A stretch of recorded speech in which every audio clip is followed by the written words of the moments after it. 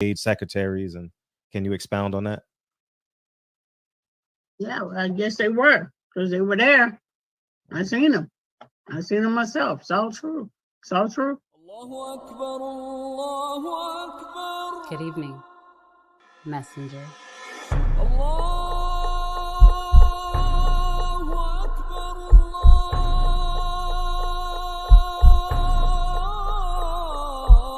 You convinced us that you were the last messenger.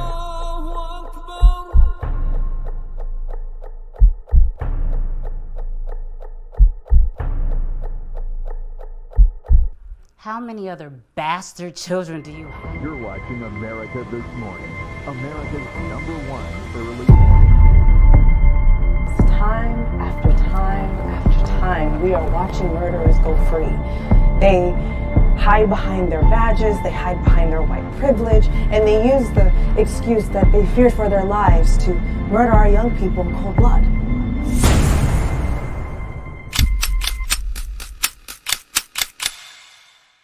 It's done.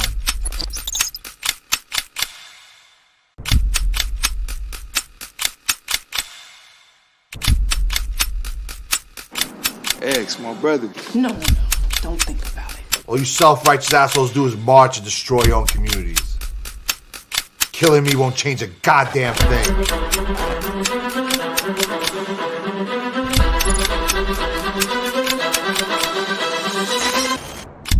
It's a lot different when it's a grown black man standing his ground.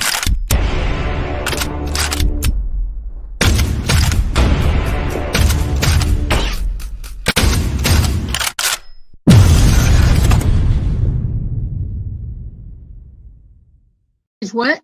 I said Malcolm alleged that some of Elijah's women were underage secretaries, and can you expound on that? Yeah, well, I guess they were, because they were there. I seen them. I seen them myself. It's all true. It's all true. Good evening, messenger.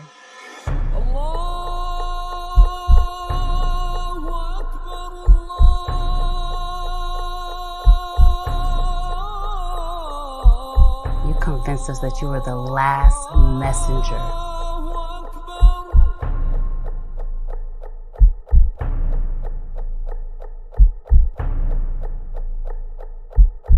How many other bastard children do you have? You're watching America This Morning, America's #1 early. Time after time after time, we are watching murderers go free. They hide behind their badges, they hide behind their white privilege, and they use the excuse that they fear for their lives to murder our young people in cold blood.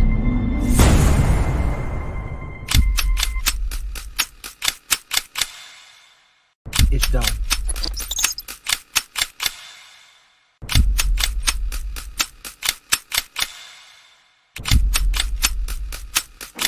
Ex, my brother. No.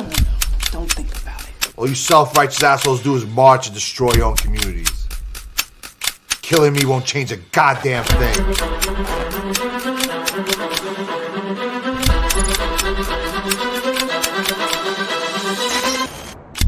It's a lot different when it's a grown black man standing his ground.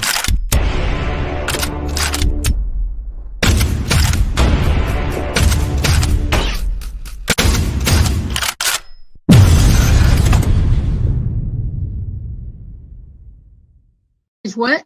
I said Malcolm alleged that some of Elijah's women were underage secretaries, and can you expound on that? Yeah, well, I guess they were, because they were there. I seen them. I seen them myself. It's all true.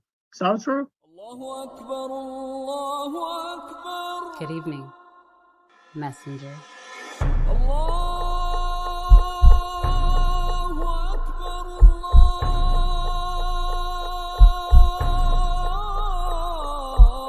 You convinced us that you were the last messenger.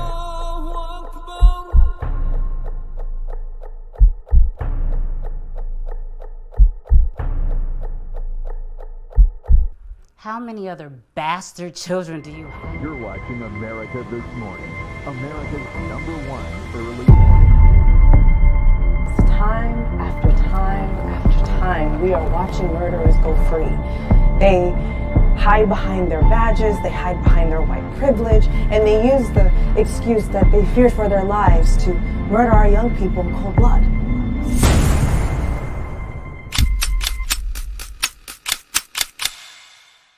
It's done.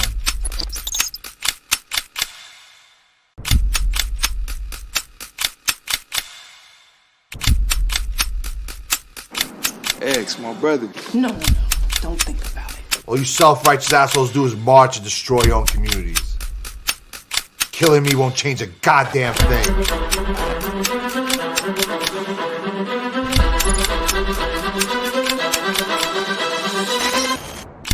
It's a lot different when it's a grown black man standing there drowning.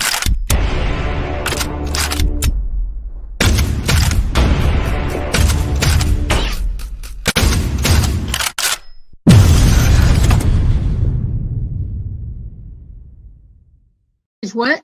I said Malcolm alleged that some of Elijah's women were underage secretaries, and can you expound on that? Yeah, well, I guess they were, because they were there. I seen them. I seen them myself. It's all true. It's all true. Good evening, messenger.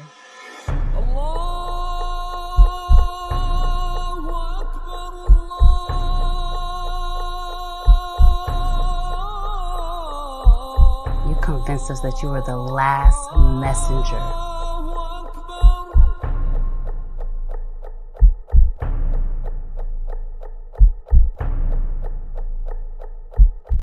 Barbershop conversation, guys. Feel free, hit the subscribe button. Feel free, hit the subscribe button. Appreciate y'all coming through tonight. We gonna have some fun tonight. Yo. Hey, yo, check me out, homie. Check me out, Tyrone. Check me out, Tyrone. Tyrone, what's up, man? Let me start from the top, though. Keno, let me start from the TOP, baby. What's up, Birdman? K-Dub, Tyrone, Fred, Benjamin, Southside Tone, Adolfo.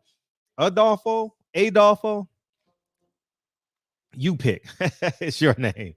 Hey, man, I appreciate you, G-Champ, man. Thank you, man. Don Juan, DeMarco, Flo, KB, I appreciate you, KB. You know that.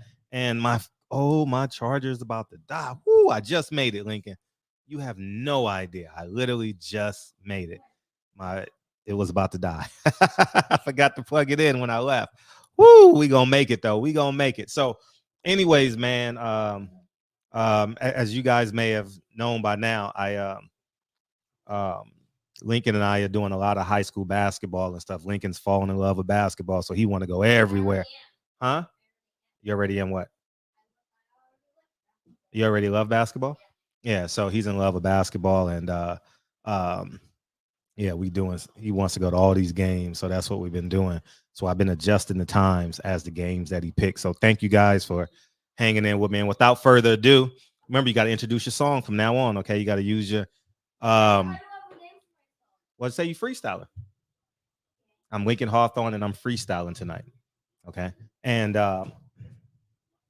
so he had his first recital since before COVID, and he was amazing.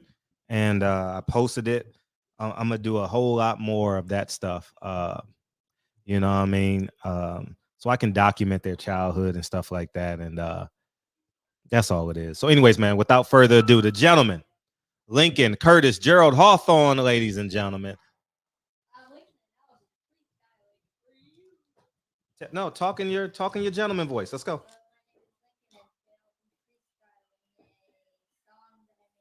Gotcha.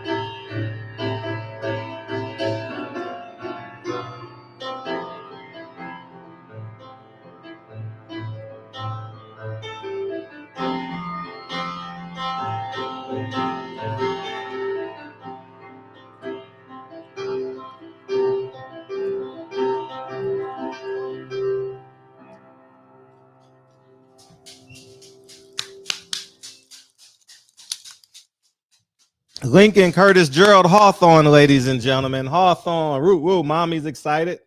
Mommy's excited. Woo, woo, woo, with a Costco receipts in her hand.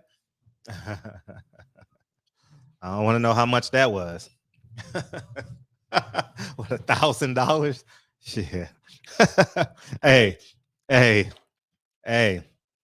When your woman go to Costco, man, do y'all look at the receipts or not?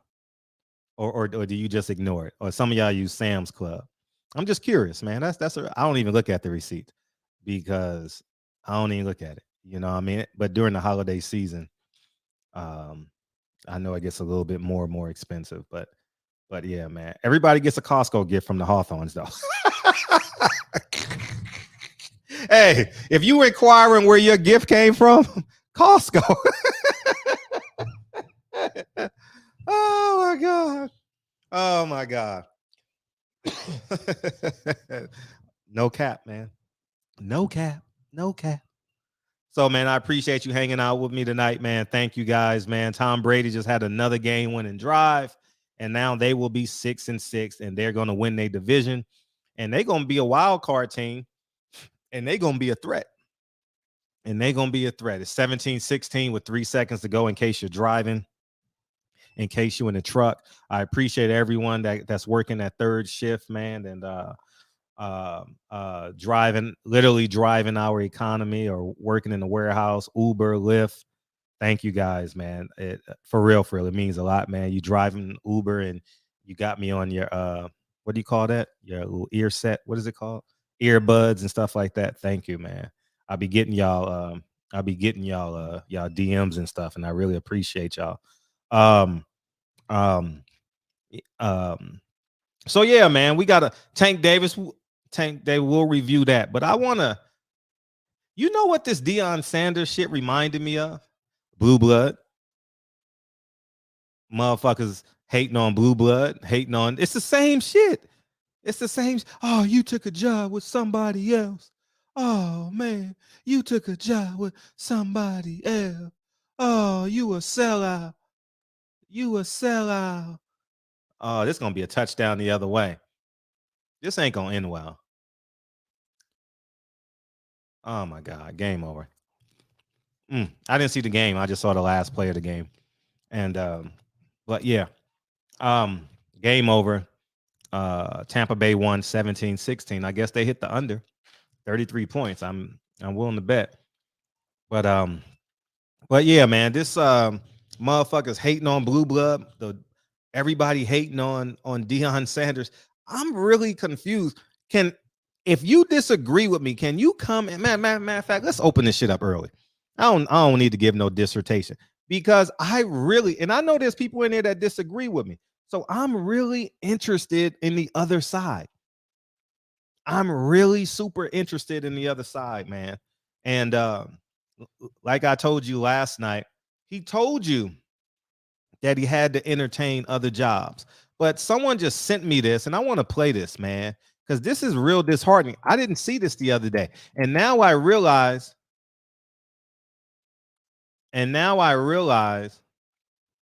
what when he was like, oh, it's no crime here.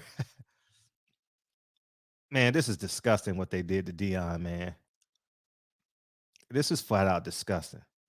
Let me share this shit. No cap. Oh man. How black media turned on Blue Blood, man. That shit was some sucker shit, dog. He's played really well. Listen While to the game was going on, somebody came in and stole everything I had in the locker room. The coach's office. Oh my God. Yeah. Credit cards, wallet, watches. Thank God I had on my necklaces. How?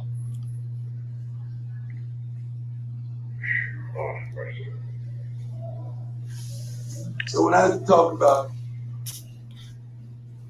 quality, raising standards, that goes for everyone, man. Not just the people on the field, not just the coaches, not just the teachers, not just the faculty, but that's everybody, security in everybody.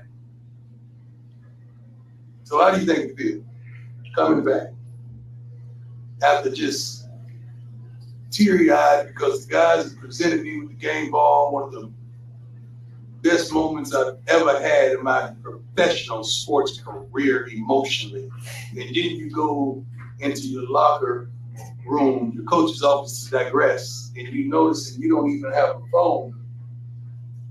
They call you mama, they call you girl, they call you your kids, because it's been stolen. You don't even have the... We'll play it one more time.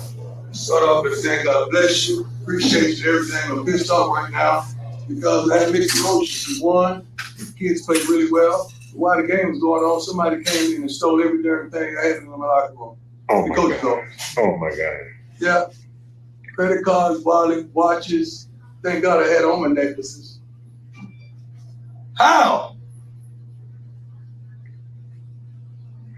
Oh, mercy. So when I talk about quality, raising standards, that goes for everyone, man. Not just the people on the field, not just the coaches, not just the teachers, not just the faculty, but that's everybody, security in everybody. So how do you think it feels coming back after just teary-eyed because the guys that presented me with the game ball, one of the best moments I've ever had in my professional sports career emotionally. And then you go into your locker room, your coach's office to digress, and you notice that you don't even have a phone. They call you mama, they call you girl, they call you your kids, because it's been stolen. Mm. You don't even have the... Hey, what's up, DJ? All you, big homie. What's up, Fred? How you been, man? And congratulations. I think of you. I swear I think you at least 30 times a week, dog. I swear. You ain't even got to be present anymore, dog. Because I think of you on Sunday, I'll be like, damn, that nigga got another touchdown.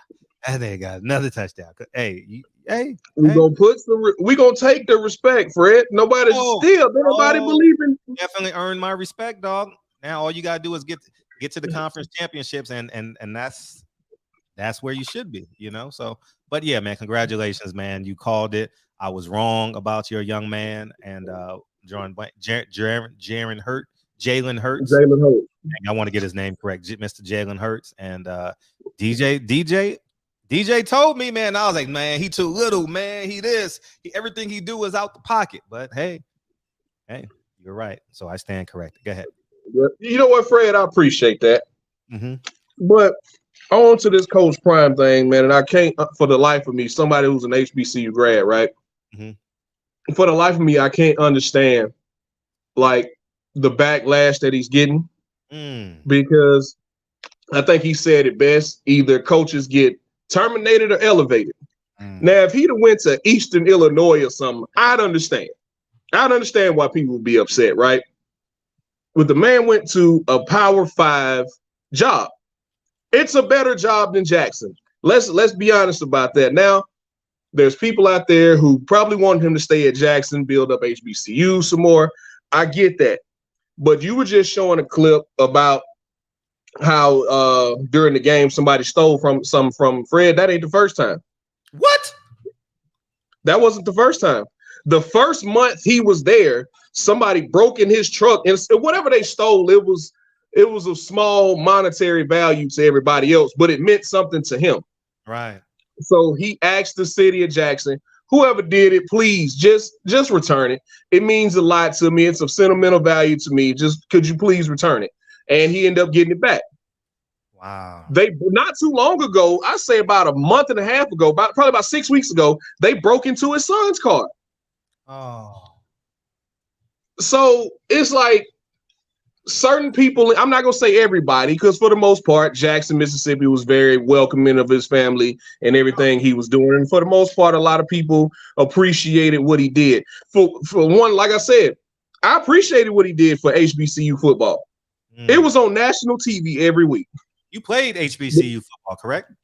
Right. It was at a much smaller school, but I appreciate what he did for HBCU football. It was refreshing to see Southern and Jackson State and Grambling and Alabama A&M on TV. Facts. On TV. Like, bro, if we can put Montana State and South Dakota State on TV, Every year. Why not A&M and North Carolina Central? Why not Delaware State and Morgan State on TV? Right. You know what I'm saying? Like, I appreciated that. And 95% of the games was him. He showed you the blueprint of what, and like everybody's been saying, he showed you the blueprint of what HBCU football and culture could be throughout the country.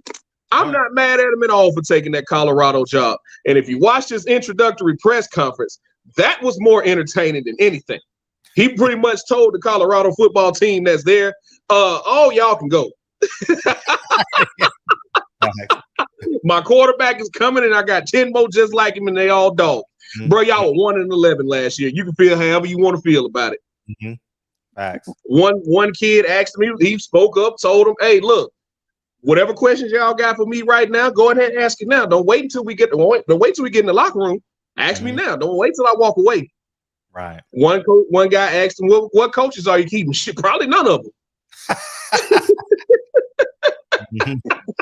I love the honesty. He is going to be able to recruit well, and I say within 2 years, Deion Sanders, Coach Prime, will have Colorado in the Rose Bowl. He will have them competing with USC and Oregon and other big time programs. I'm telling you, he's going to get the recruits. He's going to get the guys. Especially now that he's got a Power 5 job, he's going to get the guys.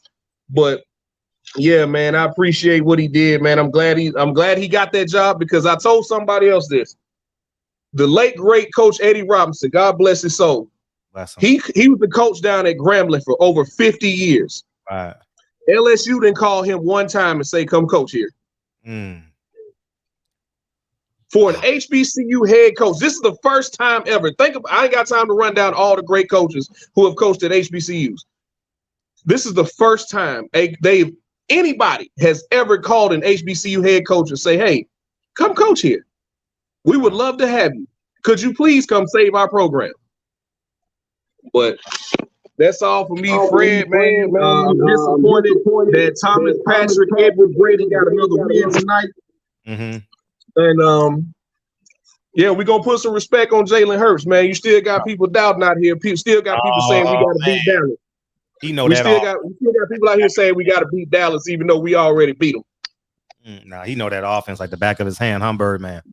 Yep. Hey, Birdman, my say, brother, salute to you, brother. I'm out of here, Fred. Salute, DJ. Salute. Man, have fun at work tonight, dog. Appreciate you, dog. Oh yeah. All right, all the time, man. Thank you, DJ. Hey, I wish Auburn could have got him, man. We made a mistake. Say it again. I said, I wish Auburn could have got him, man. We made a mistake. Yeah, who did y'all go with? We went with some guy that used to coach at Ole Miss who got in trouble back in the day for yeah. calling up women and shit. Yeah.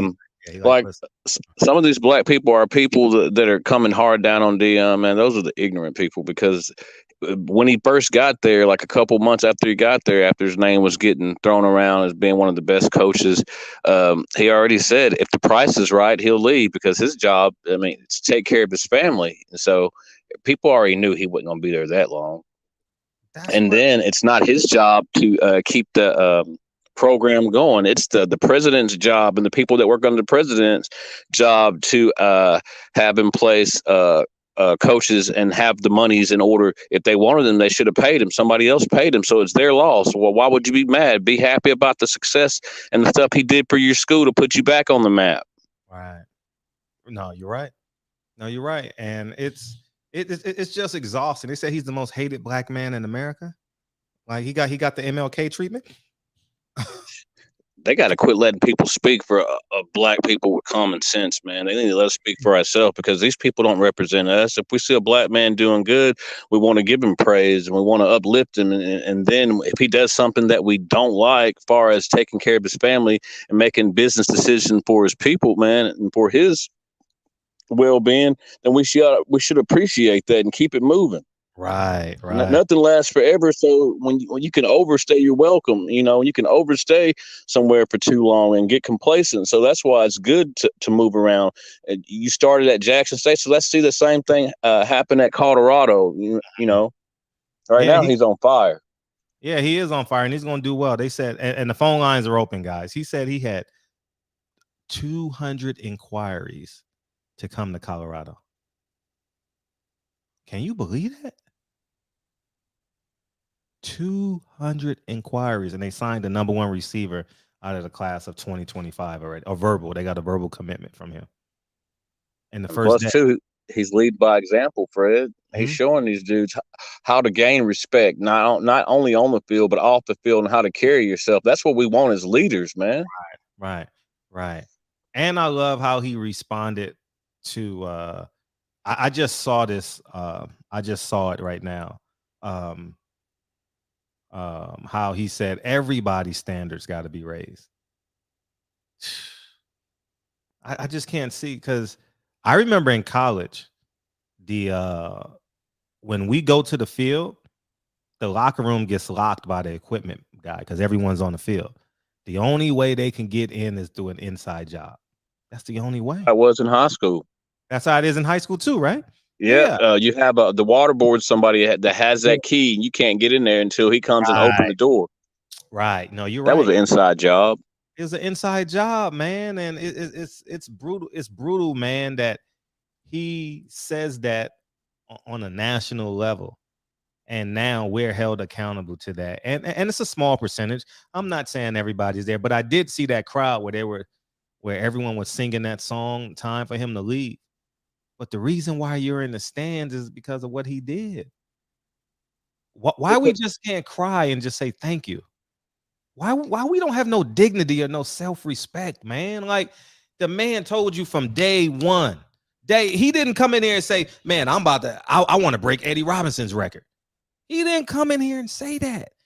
Exactly. He said, I'm bringing all my resources and my kids with me to build this up. And that's exactly what he did. 27-5 later. They had something on YouTube. I didn't get a chance to watch it, where the dean was supposedly trying to go in on him. Really? Yeah. Oh, we got to play that. I'm glad you said the dean of Jackson State. Yeah, I got it. Or the dean or the president. I got it saved in one of my videos where the dean supposedly went off on Deion Sanders. Are you serious? Yeah, it's on YouTube. I'll share it with you as soon as I get a chance, Fred. Dean of Jackson State. No way. No way.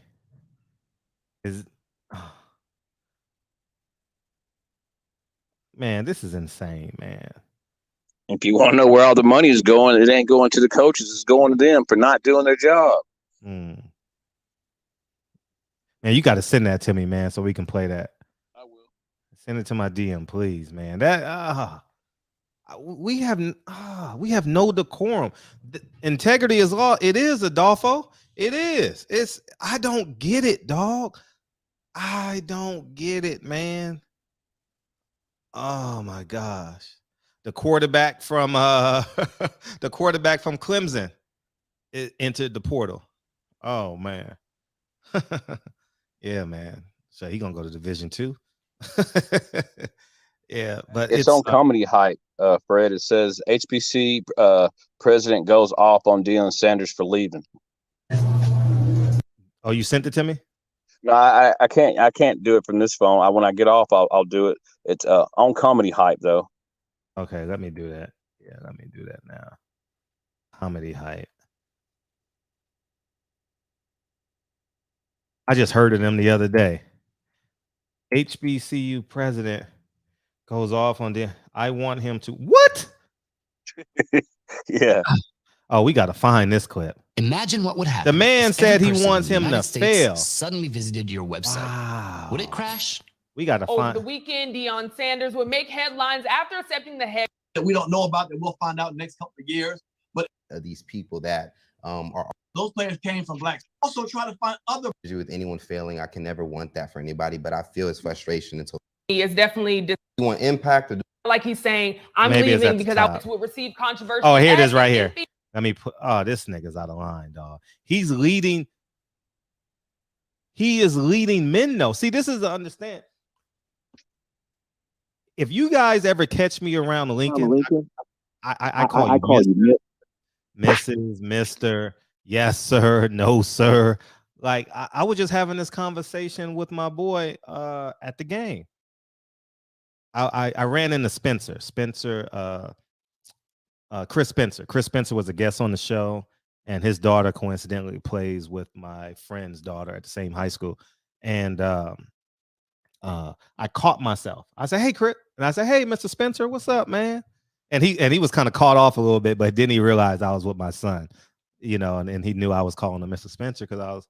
Well, Chris Spencer was the guy that did the sunflower seed joke. When you hear that night, shit was hilarious, Bird, man. Oh man, but I'm gonna show you guys right now, man. Oh my gosh, man, here it is right here.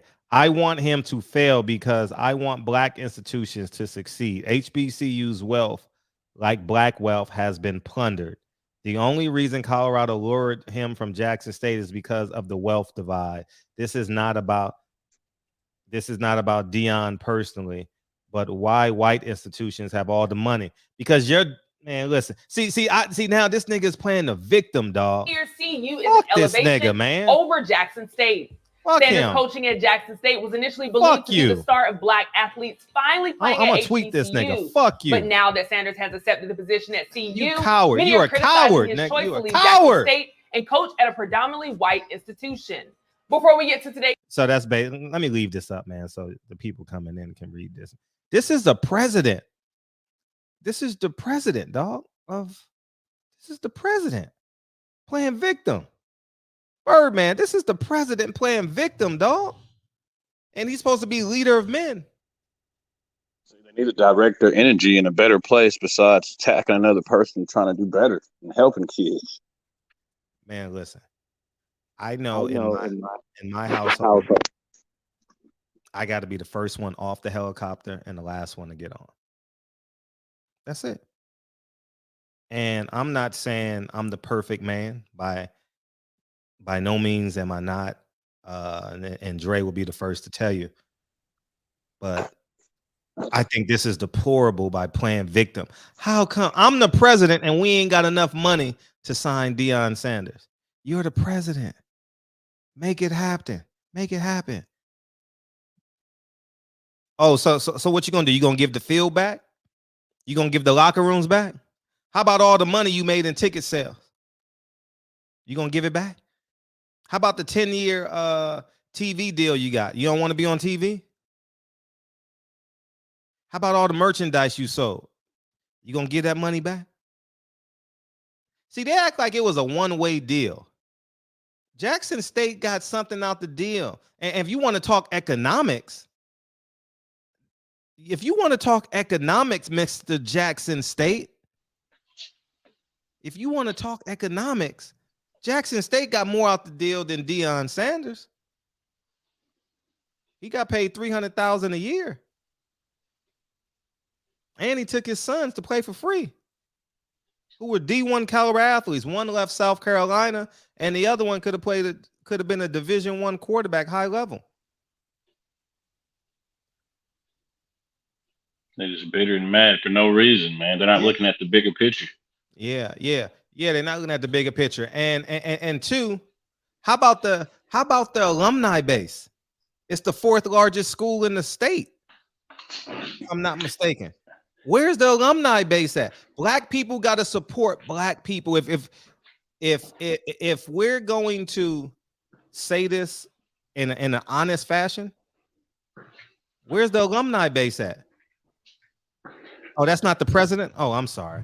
Who is this dude? Let me Google this. I don't know who the hell it is. Kevin W. Crosby. Thank you for correcting me. Let's figure out who this dude is. Kevin W. Crosby. Who are you?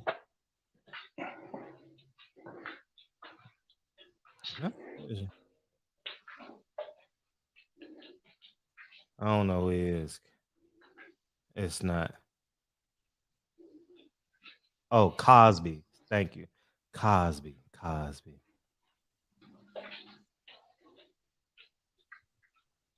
Oh, he's the president of Simmons College of Kentucky. He a coward, man. And the thing about it is, that's what their alumni jobs do. If you want to draw attention to your school, man, you got all these rappers that can bring attention to your school. Invite them to pay them to come give concerts and stuff. Come to a game. They don't do that. Then they want everybody to do everything for them. What are you getting paid for? Right. Now you're right, man. It's utterly deplorable, man. Why are we blaming for real? Why are we blaming the people now? We know what it is. Why does your field look worse than the high school field?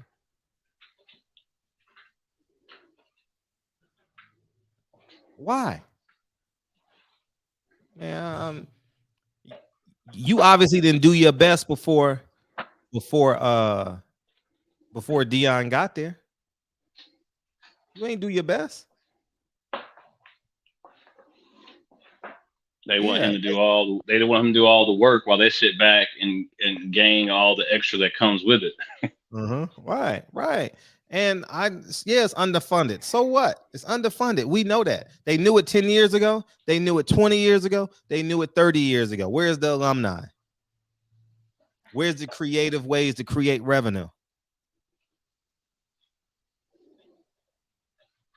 Why are you not pursuing the top students? Why are you not creating industries on campus? Why you haven't collaborated with Target, Walmart, Bezos, Bob Johnson? Create industries on campus. Like I'm not saying they haven't done it, but there's more than one way to skin the cat. Shit, they got a coach sitting at Auburn right now, coaching like Cadillac Williams. They can get him out there. He's good with those young kids. They act like it's the end of the world, man. Yeah, Cadillac Williams, he didn't get the head coaching job at Auburn, so why don't somebody hire him? He was running around with a high level of intensity on the sideline. I only saw the game for a couple of minutes, but yeah, that's all he knows, man. That's all he grew up in. When I was watching him play, high intensity, and everybody was like all sold out for Auburn back when we were winning. Right. And I just don't think we can come up with that excuse. It's not an excuse in 2022. I know where we're starting from. 100% no. To me, it sounds like they're unorganized. Yeah, it's a lot of and Deion said that Deion had to teach them about how to go out and get money. Walmart gave them the money.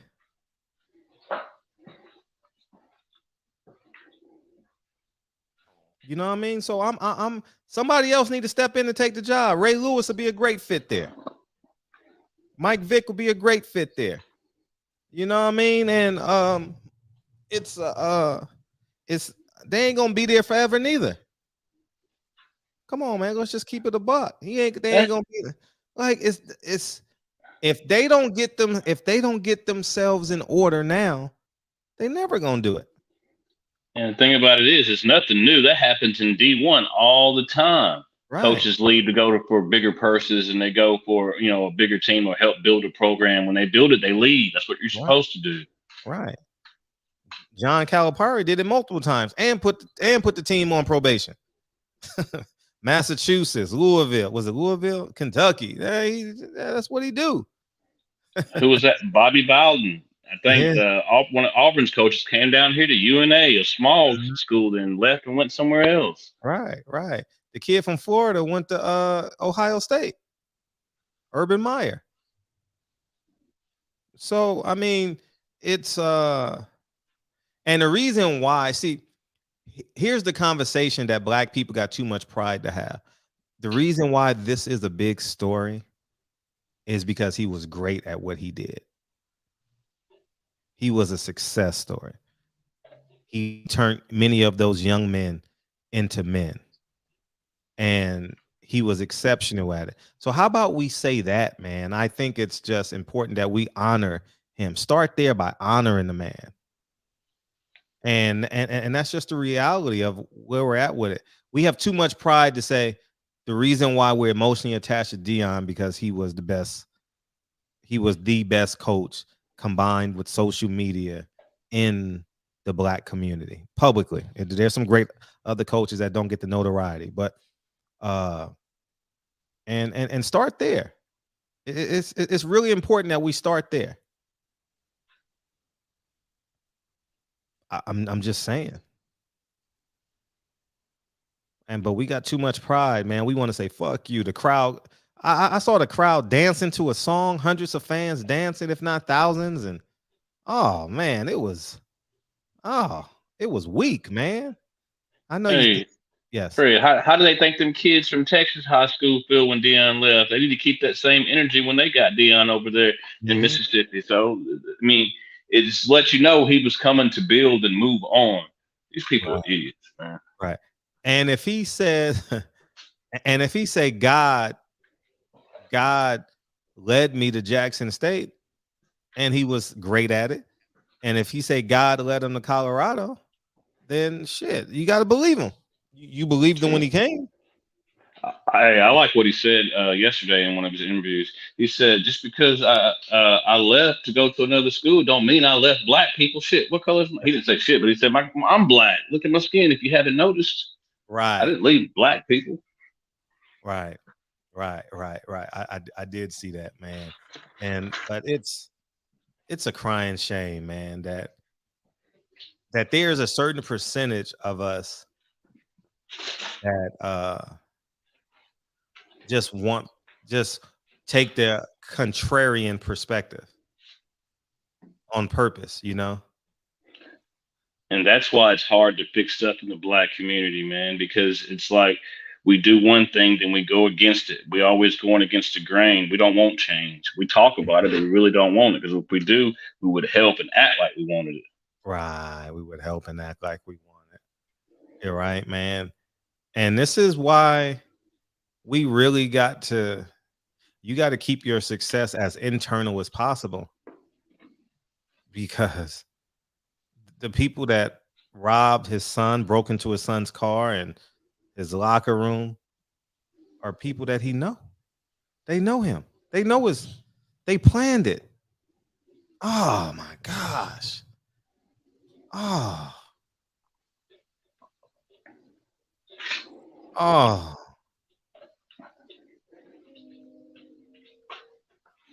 Oh, that's awful. But you got to think, he probably got an insurance, so if he don't get it back, they don't have to give him another one. So they just basically wasted their time. But it's just the integrity of it, man. Like, man, you can't. Man, you can't rob this guy, man. What's up, man? What's up, Anthony? What's up, dog? Hey, what's up? What's up, fellas? What's up, Anthony? Hey, you did your thing last Thursday, man. I heard you. Oh, what happened? When y'all were talking about religion, hey, you did a good job, man. Oh, thanks, man. I was like, man, I wish I could have remembered this. I wish I could have remembered that.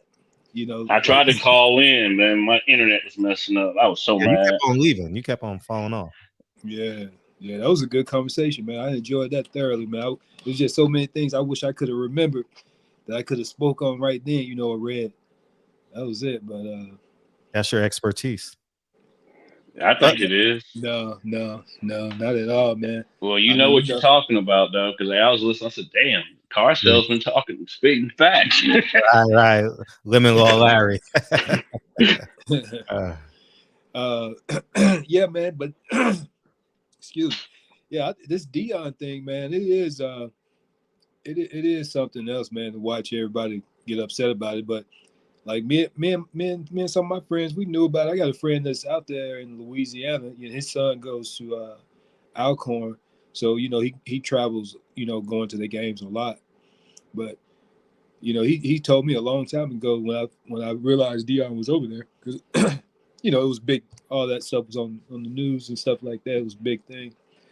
But I thought it was a great thing. But I think it's about the packaging that he kind of brought with it. You know, kind of how he was, you know, just trying to get all the recruits over there to come to the HBCUs, and now he's leaving. You know, for some people that weren't listening clearly to him, it's like they've been misled. You know, so you got a lot of angry, emotional people as far as what they think they heard him say. You know what I mean? So it's just all the confusion that goes along with it for the public, because a lot of times they get misinformation anyway, especially if they watching the news. Right. And then you know how a lot of information comes about. It comes, third, second, first, second, third person, somebody else that heard it from somewhere else. Those stories never come to you exactly like they were written. You know what I'm saying? The quotes are never the same. So yeah, man, you're gonna find that all the time in the Black community though. You know what I'm saying? Yeah, but Deion showed who he was from day one. He everything he talked about has been recorded, so they can't misquote him to say anything. He was there for them boys. Oh yeah, you know how that goes though, Birdman. you know how that goes. I'm telling you, man. Yeah. People believe what they want to believe. It's just that simple. I mean, really, they believe what they want to believe, man. But I like it. I like how that press conference that he held over there in Colorado when he told those kids, some of y'all ain't gonna be here. I mean, now that's Deion, and people should look at that and say, nah, if that man said that, he here to help build, you know what I'm saying? But if something better come along, I got to go. Man, when they heard that, and anybody else that would have told them that right there, that he made that quote, they should believe him. Because he don't hold nothing back. No. Hell, he set down his number one player on the team. He said, I'm out for 2 games. He didn't even play him.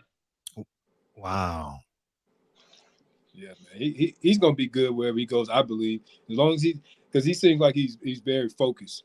You know what I mean? I've heard that he did a lot of things, on his own. You know how they hold those different camps and stuff like that. Right.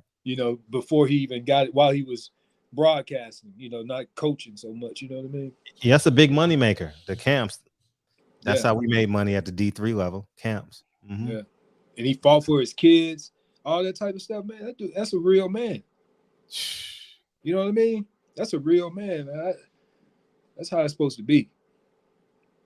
All right, he finna set the college football world on storm. He coming, and they know it too. I'm telling you, if I had a kid that was young, a son that was still young like that, playing ball, I'd be trying to send him to all his camps, and I'd be trying to sit wherever Deion's at. That's where you go. That's what I'd be telling. Yeah, his that's camp's your goal gonna be right on there. fire. Get to where Deion is. Play under him. His summer camp's gonna be on fire, man. He gonna make some. He gonna have 1,000 kids there, man.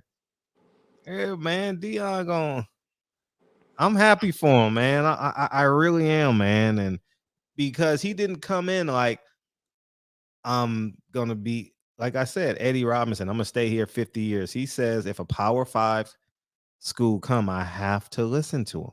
He said it in the 60-minute interview. I have to listen to him.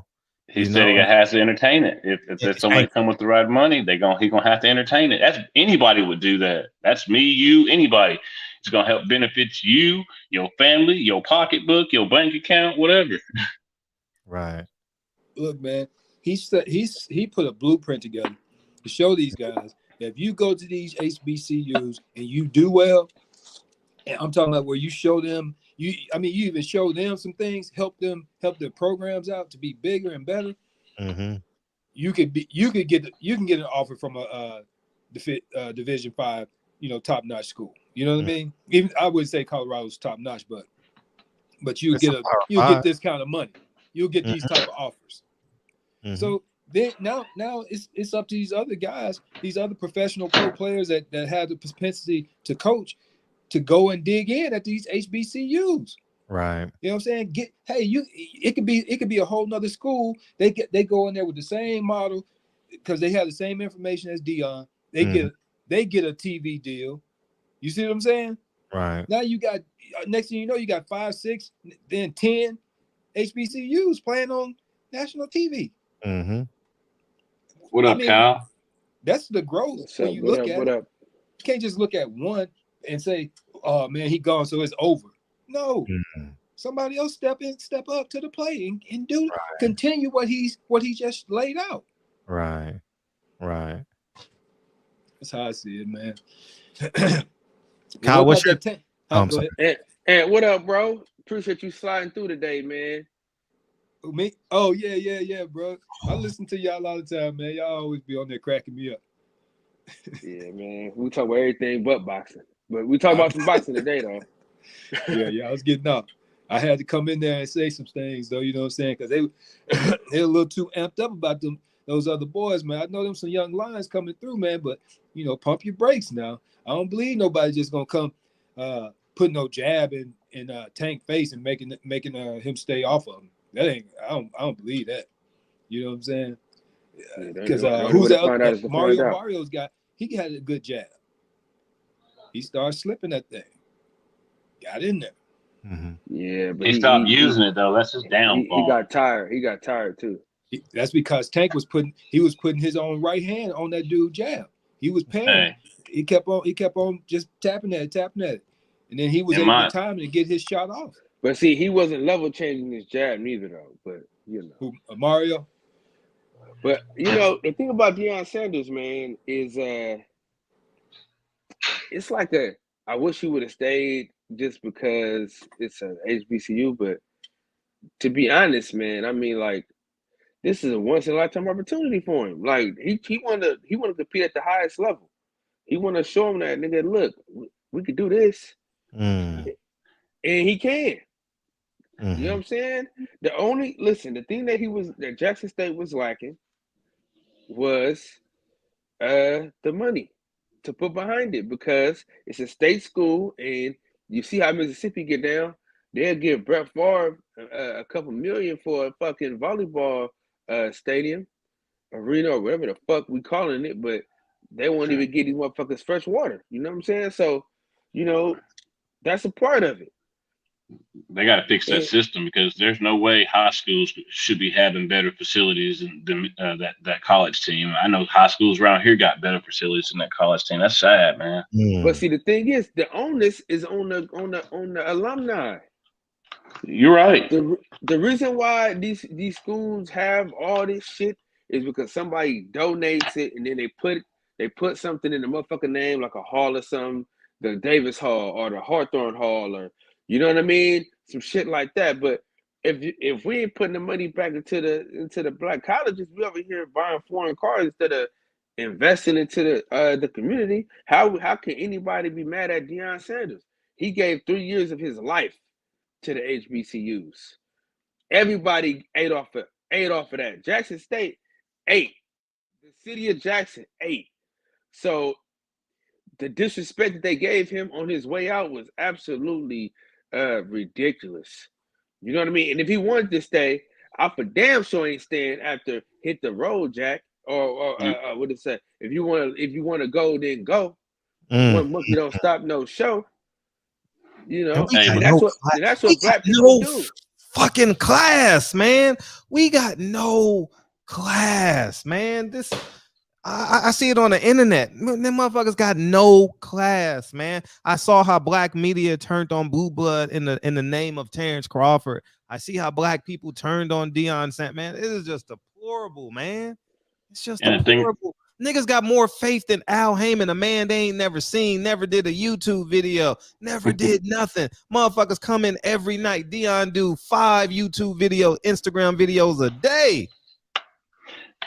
He got his son invested into the program, his resources, and everybody he know. Man, I don't respect niggas, man. Like, and the thing about it, Fred, it's not all over just because it goes to Colorado. I've seen coaches go to Division I and go back down and go to NFL and go back to Division I.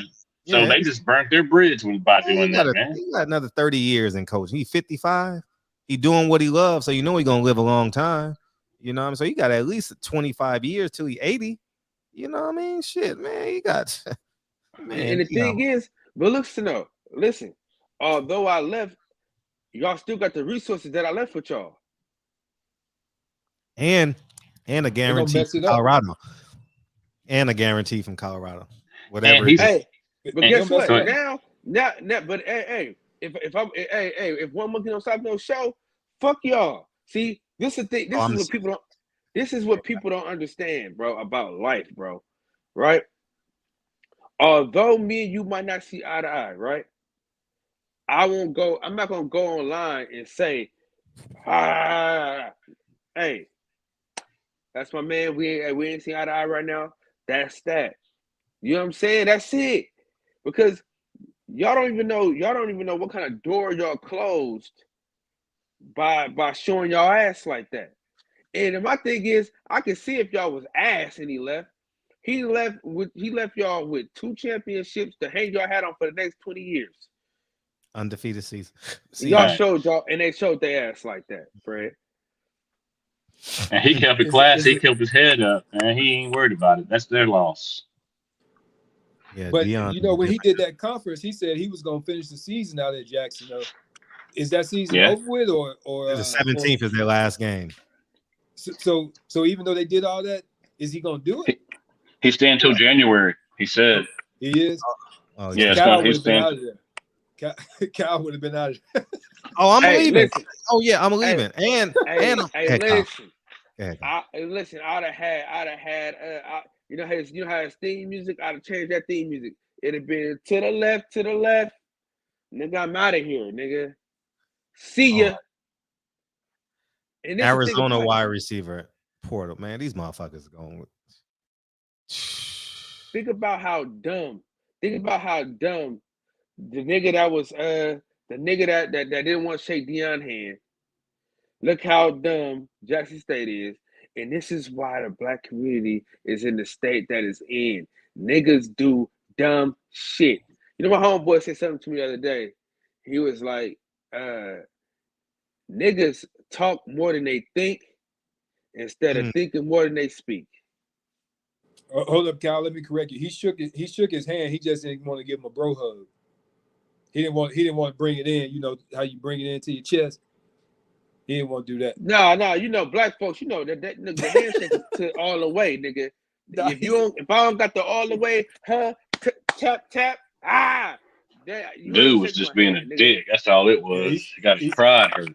Yeah, he said he wasn't doing that bro hug. He said Deion disrespected him all the way through from the beginning.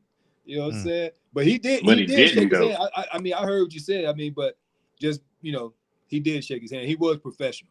You know what I'm saying? But he was like, he just wanted to keep it moving. Deion got emotional about that.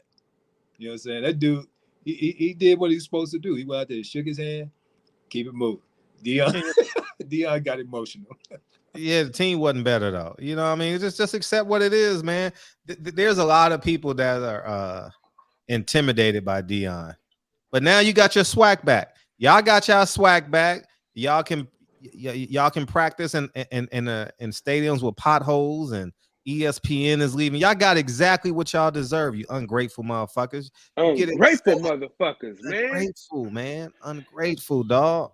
And get this, Fred, they didn't have this much attention on HBCUs, and since the 90s, back in the day when they had the classic Birmingham classics and stuff, they had that attention. Nigga, they ain't never had this much fucking shit in the 90s. Gremlin, Birmingham Classic, you crazy, man. That shit didn't mean nothing like this shit here, man. The Battle of the Bay, that's what people go for. You got to entertain. That's how you get the money. They ain't doing that. Niggas was going for the band. They wasn't going for the football game, dog. Niggas was going to see the band. Niggas was going to the games for halftime.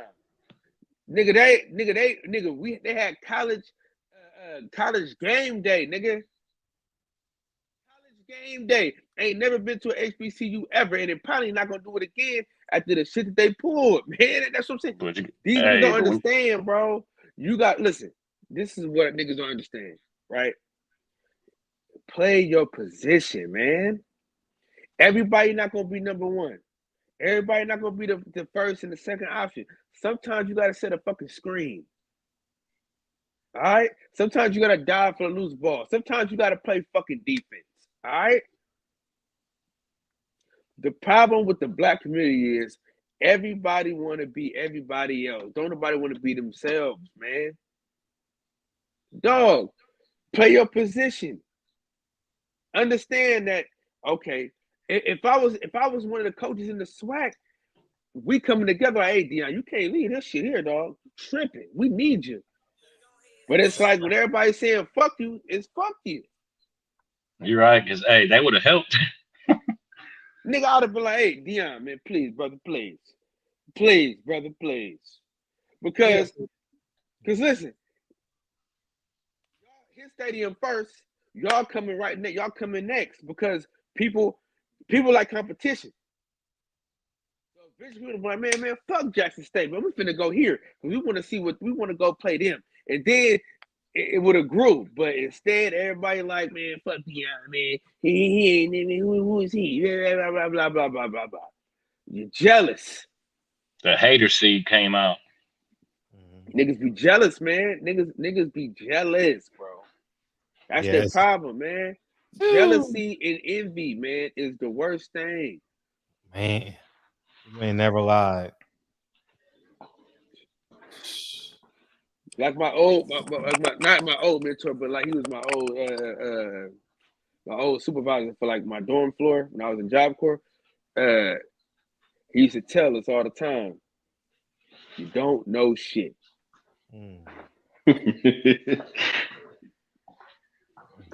That's where I got that from. I was telling Jerry that you don't know shit. That's where I got that from. I got that from with Griff. Yeah, man, these people, you know what I'm saying? They just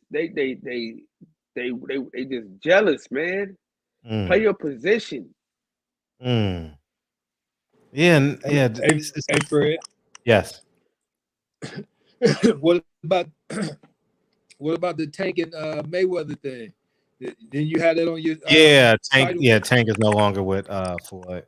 Oh, thank God, man. Good for him. Man, I think this is how they planned it. It seems like it was a well thought out plan to me for Tank to be for how they moved him.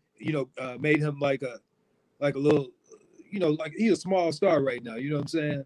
And then for him to do it all on his own, it seemed like he got some real good coaching right there. You think Floyd wanted him to leave? I think this is just the coaching that Floyd has been given him.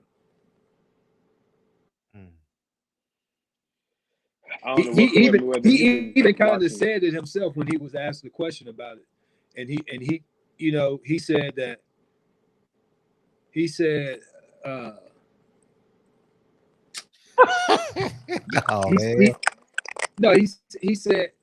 said that it's my time. It's my time, and it was something else he said to that let me know. But he said they'll probably work together, do some things like that. But it was just he was saying it. He was saying it in so many words, man. Like this is what I was brought up to do. Hey, did he have it in writing? What do you mean? Did he have it in writing? Coaching? You don't have to get coaching in writing. Coaching is training. You said that they'll work together later. I said, did he have that in writing? No, but listen to the whole thing. I said he's been coached. I feel like he's been coached to do this. I feel like but it's just what I see and how he's progressed. And even if I just wanted to add some of what Floyd said, when he said this is gonna be the next Floyd Mayweather, all this type of stuff, that's exactly how he's moving. I like it. Looks good, man. He's gonna have to work more on his dialect. I think you know what I'm saying. He had a lot of that. You know what I'm saying. That type of stuff. But yeah. Yeah, but to answer your question, no, it wasn't planned like this, man. No, it wasn't a question. You don't give up your. Oh, that was a statement. You believe it was planned. Yeah, I believe that he was coached well. He seems like he was coached very well. That Floyd gave him a lot of good game, and he has the proper team around him. He has the confidence, and he ready, and that's what he did. He's showing everybody he ready. What? I would agree that he learned from Floyd a great deal. He was a young kid. As he say, from Baltimore, and Floyd took me under his wing, and I would say yes. You have no choice but to learn from a man who who dominated a sport since 1996-7. You know, so so yes, I would say he learned, but I don't believe it was planned for him to leave. No way would you give up your primary asset, similar to Jackson State, right? His contract was up and he left, and now Mayweather Promotions got to figure something out if they want to remain in boxing. So they got to get a local star and rebuild, or get a superstar. I don't know what you saw that kid that it's some other kid Floyd working on now. We'll see how he turns out. But Jaleel Hackett. But no, it was a young kid that he said he signed. He's going to be the next Floyd Mayweather. He said that about everybody, but he got a lot of them. I mean, there's a lot of kids out there that have potential. Well, this is the only one I've seen him do like he did similar with Javante kid, but this kid is much younger than Javante. But yeah, Cromel Moulton, yeah, that's him. Yeah. He I've never seen him fight, but they say he's good. Yeah, but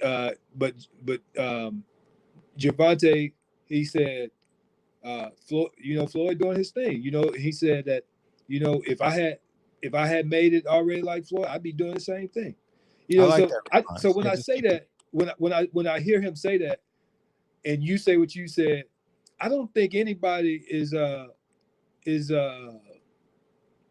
to be in need of a job, but say, like the Leonard Elby. I think that's more of his job to try to get those fighters signed with Mayweather and to get them everything else that they need, or to coach them to getting as far as they can. You know what I'm saying?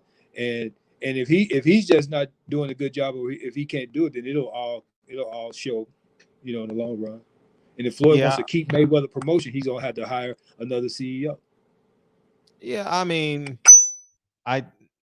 they don't have no fighters now that they can make mention of, but maybe Jaleel Hackett will turn out great. I don't know. Maybe it's somebody else. I don't know their roster at this point, but I don't think it was planned. I think they're gonna have a hard time because Floyd is not a full-time promoter. That's his Achilles heel. Is he's still out there hustling, and he's not a full-time. If he was a full-time promoter and everything else was secondary, I think he could take over the sport. He still has a pulse. It's not what it was in 2015, and he's still Floyd Mayweather to these 15-year-olds. He really could have been Deion Sanders of boxing if you think about it.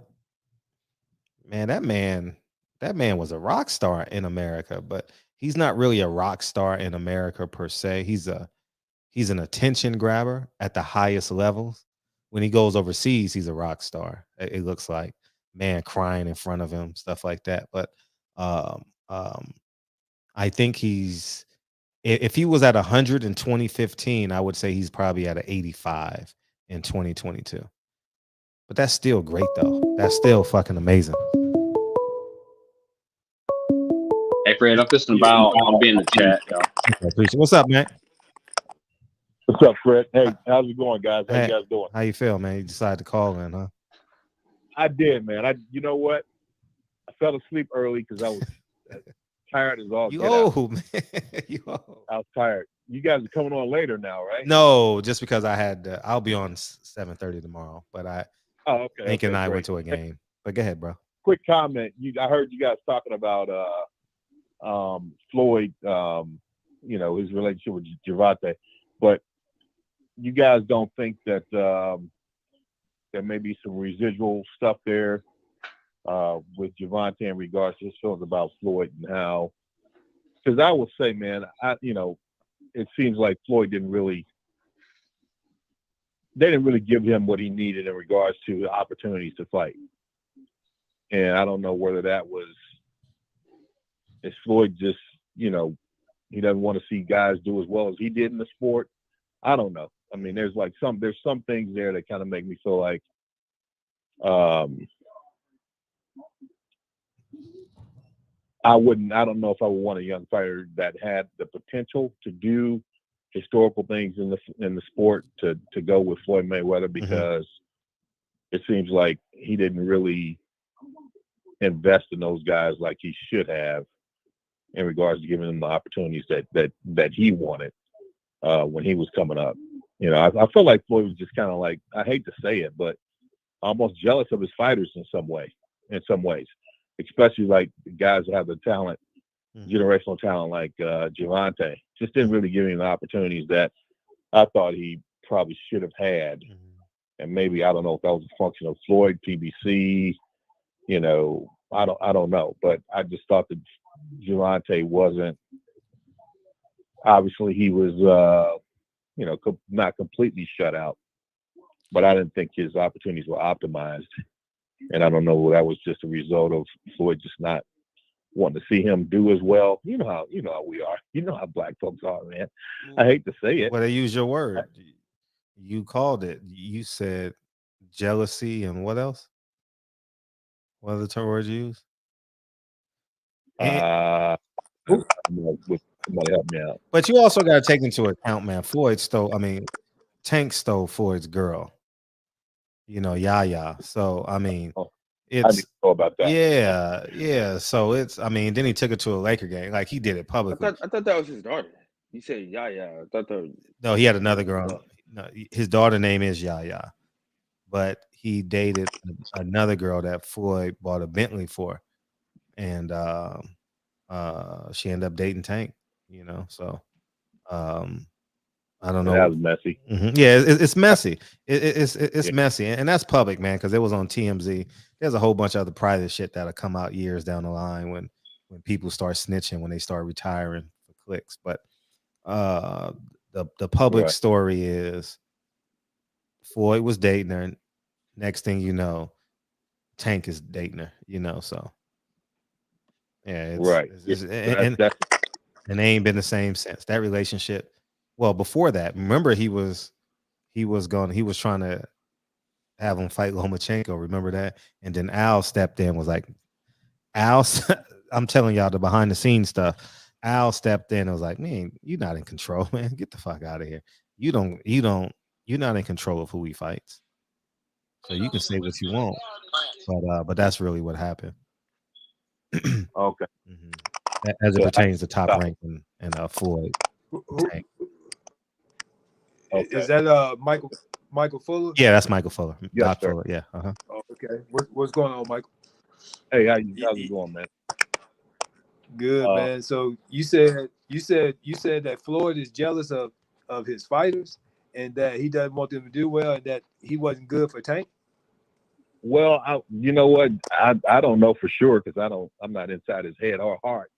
I'm just saying from the outside looking in, there's indications of that. I mean, I don't think that they optimize that guy's talent at all. What do you mean by optimize his talent? Oh, he should have had a lot more opportunities, in my opinion. And he could have been brought along a little bit better than what he was. He's a generational talent. I think he's almost 30 now, isn't he? Yeah, 28. 29. Yeah, but let me ask you this: What did Floyd and Leonard Ellerbe keep saying that they were going to do for Tank? Do with him? What they kept telling him? What did they keep promising him? I don't know. You tell me. I don't. That he was going to be the biggest star. He was going to be the biggest star in boxing. And if you look at the way that they moved him, you may not agree with who he fought and different things like that, but he's one of the main money guys in boxing, especially at his weight class. He's number one as far as the money draw at his weight class. So when they told him what they were going to do with him, they were going to make him a star and they're going to make him a bankroll, and he going to be the next Floyd Mayweather. Yeah, they've been doing what they said they were going to do, because now he putting on his own events with directly with PBC and Showtime. You see what I'm saying? Hey man, opinions are opinions. Everyone's got one, right? Well, no. I'm just saying that Floyd never promised Tank, I'm going to get you the best fights for the fans. He said, I'm going to get you the biggest fights. And when Floyd talk about big, he's talking about dollar bills. You understand? So do you think that that Tank was brought along the best he could possibly have been? You think that he's gotten everything out of the sport that he should have gotten at this point in his career? Do you think that that's the case? I think that depends on how you look at that. If you talk about it in terms of the best competition, no, I don't think any of those guys at 130 been fighting the best competition because they hadn't fought one another. But what I will say is that as far if you look at his career money wise or where he is as far as being able to call shots like he's calling them, you know, a lot of the people on his undercard, those were people that he said he wanted on his undercard. He was calling out, "Hey, you on right? You on right? Okay, yeah, that's everybody I wanted on. Everybody I wanted is gonna be there." You know, that's somebody that has some control over some decisions and different things in their career. You know what I'm saying? And he, like I said, they made him the money guy of 130, 135, all the way up to 140. Right. Well, I would ask the question: is that what you just said? Is that a function of expertise and management of his career, or is that a function of his extraordinary talent and the way that he fills those seats because of his extraordinary talent? I think it's more of a function of his generational talent, because you know what I mean. His performance, not so much as the management of his career. That's my opinion. You know what I mean? So we can just look at it the way where we see it, and then that's cool. I don't have a dog in the fight either way, to be honest. Besides, I'm just a boxing fan. Hey, as far as Deion Sanders, I think the brother did exactly what he said he was going to do. You know, he did a great job while he was there, and everyone should be grateful for the sacrifices that he made while he was there at Jackson State University. The voice that he gave to historical black colleges and universities, athletic programs, and specifically what he did for that university. So, I mean, you know, come on. Yeah. I mean, who else would? Yeah. So I think it's just a matter of people who are like speaking against this guy. I mean, there may be against this man. There may be you know, some people who are honestly not understanding why he did what he did, but most of it, I think, is just the crab in the barrel type thing that we as a people, black people, deal with on a regular basis. That's all. You know what I mean? Got. You know, that's all it is, man. I mean, you know, when it's all said and done, the man did exactly what he said he was going to do. He did it better than anyone else could have done it, and he made history. You know, so it's time to move on. I mean, if you can't, the bottom line is that they can't take that blueprint and learn from that instead of hating on the man. I'm talking about other coaches that were in the SWAC, in HBCU football, with HBCU football programs. If they can't take what he did and learn from that, and all they have is criticism, then that's 100% of the story right there. Right. That explains everything. Right. So. No, you're right, man. And I think he did an exceptional job, man. And I think we should all be grateful. I'm actually grateful, man, because I'm sitting there channel surfing trying to find the game Saturday. I caught it in the third or fourth quarter, excuse me. And but I'm grateful, man. And the game Saturday will be the most watched HBCU game in a long time. So in the history, man. It's gonna be in the history. Yeah. I don't know the numbers. That's why I said, but it's but yeah. Let's Google it. Google it real quick, Fredro. I don't care. It's not that big. It's gonna be a big ass because it's on ESPN. It's gonna be a big ass because you got that because that's the lead in. No, it's the 17th. But it's a big weekend, man, and he deserves to be. See, no matter how you feel about him, he deserves to be celebrated. Right. Because he didn't turn his back on y'all. He did exactly what he said he was going to do. if a man says I'm coaching here 3 years, and if I get an opportunity to go to a bigger school, get paid more money, I'm going. You would say, okay, I respect it, but I don't understand. Oh, I don't understand. I saw the night that they played Southern. I think, man, it was Saturday night. Yeah. Mm-hmm. Went out for dinner, and a dude was wearing a Southern sweatshirt.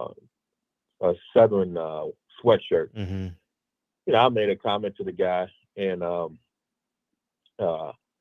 instead of he was too busy trying to push up on somebody. That I mean, it's just crazy, man.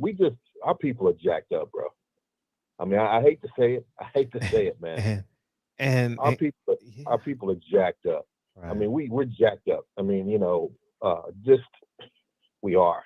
Mm-hmm. I hate to say it, man, but it's a shame. And you know, most of these people are just too caught up in self-hatred. Mm-hmm. Give credit where credit's due. Mm-hmm. Just that's it. That's the issue. It's issue. Man, they just angry people, man. They upset. It's emotions, man. It's gonna all die. It's gonna all be over with in a minute, man. They're gonna forget all about it. Everybody gonna go on dancing and marching and all that stuff, man. It's just emotions, man. Yeah.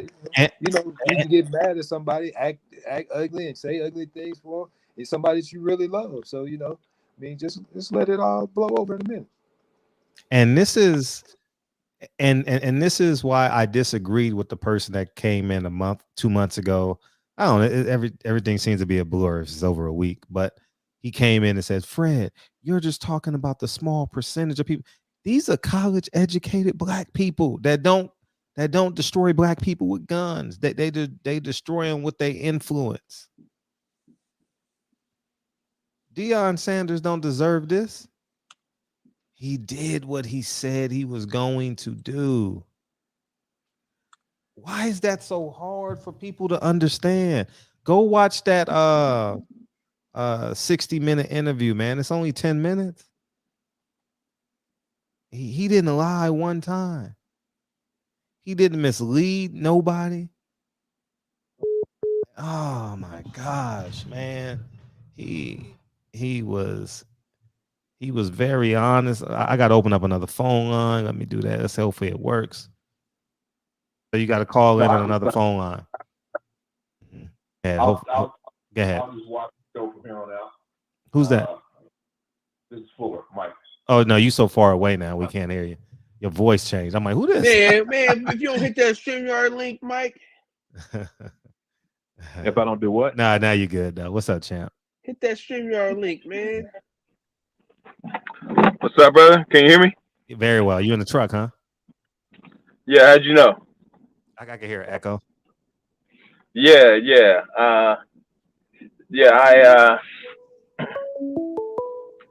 Man, I was trying to catch my brother Fuller before he got off. He's there. He's here. Hang in there, 214. I got you next. Go ahead.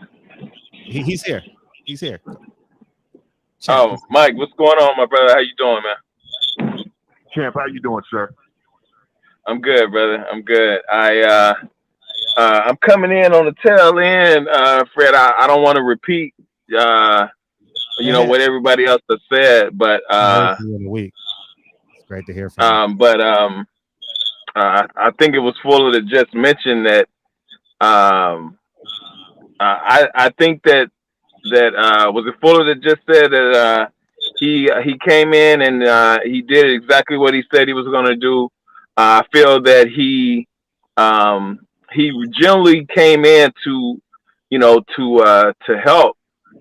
I don't think it was any type of other type of motive, not motive, but what's the word I'm looking for? No selfish, like ulterior motive. Right, exactly. You know what I'm saying? I feel he generally came in there, to help. But now I read it where did I read this, man? Where they said that the coaches' raises aren't being the school are not giving them raises, and that Deion was having to pay the staff out of his pocket. No way. Was that right? I'm gonna Google it. I'm not sure. Yeah. I think I remember reading that somewhere.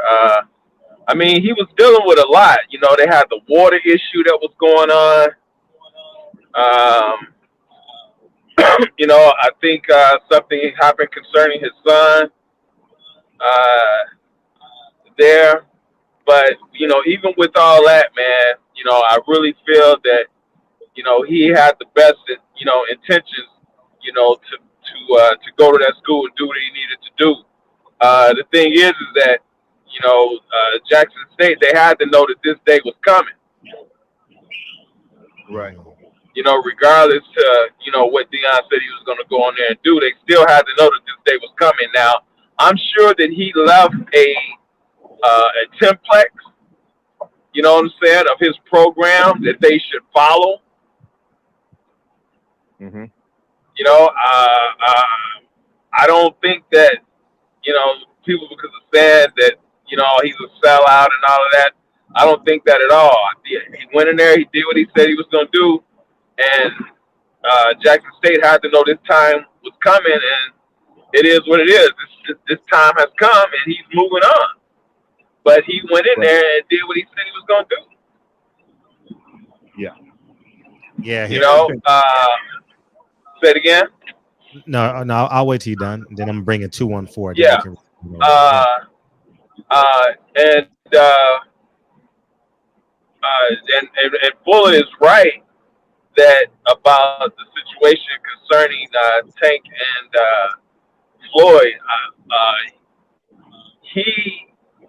Floyd doesn't want, you know, his fighter's child do him, and AB even said that. You know, AB said that, you know, Floyd does not want me to make the kind of money that he's making. He wants me to be stagnant. I remember AB saying something to that sort. I may be wrong on the quote, but I do remember him saying something about Floyd. Is that because when he was talking about fighting Floyd, he was like, man, you know, that fight would make us both a lot of money. There's no reason why Floyd shouldn't want to do that with me. Right. You know what I'm saying? And Fred, that situation with Tank, you know, Floyd ain't got no game. He always losing his girls to these dudes, man. I think Ray J took one of his girls. So everybody took one of his girls. He did feel a certain way. Right. Because he ain't got no game. You know, he ain't got no game. So he always losing his girls or somebody. But yeah, he did feel a certain way about that, and that relationship was strained after that. Yeah. You know. Oh. Let me No, wait. We gotta get 214. He's on the phone. Go ahead, 214. What's up, Fred? How you doing? Hey, we doing great, man. Appreciate you coming through, Mike. Yeah, man. I'm just telling you, I hate this situation going on because I hate us as people.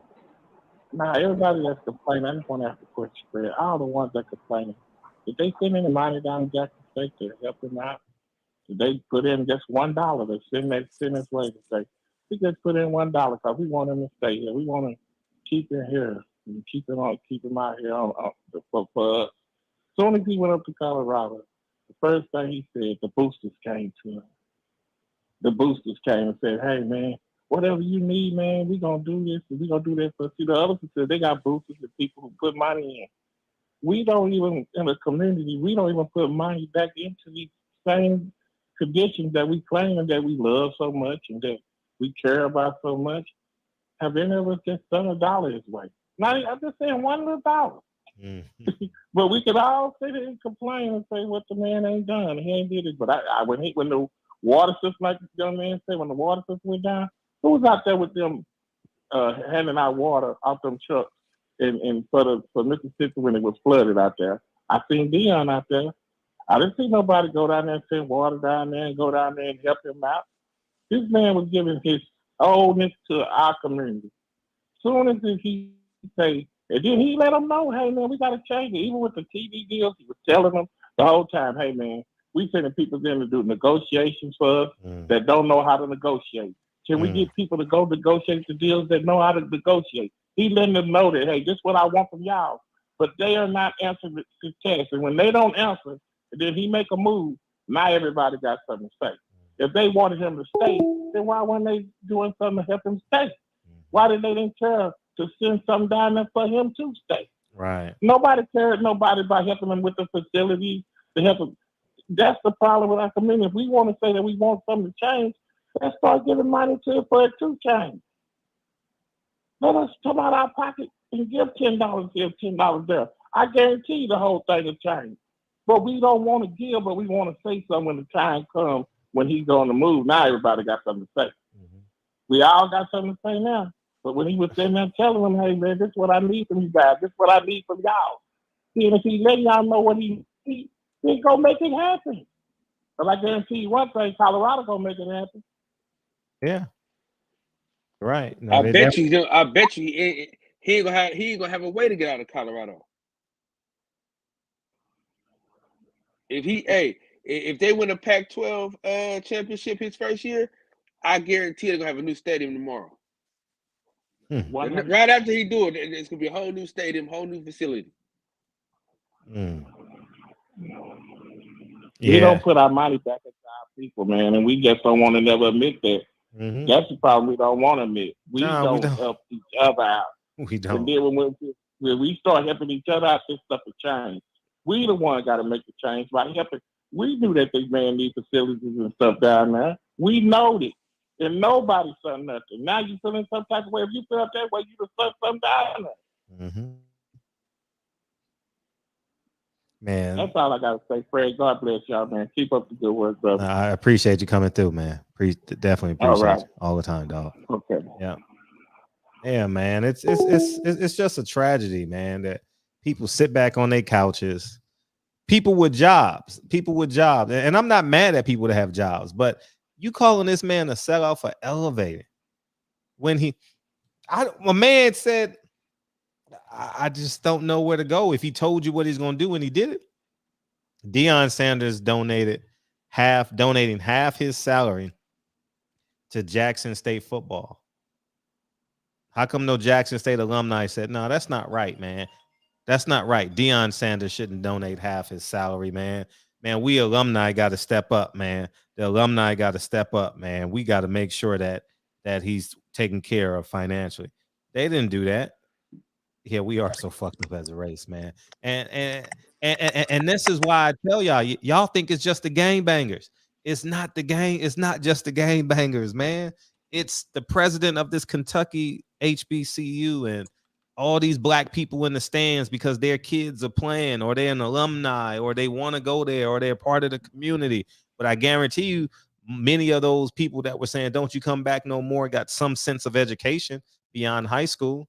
They working in the community because they can afford $20 tickets, man. That's not something that it's hard to come by.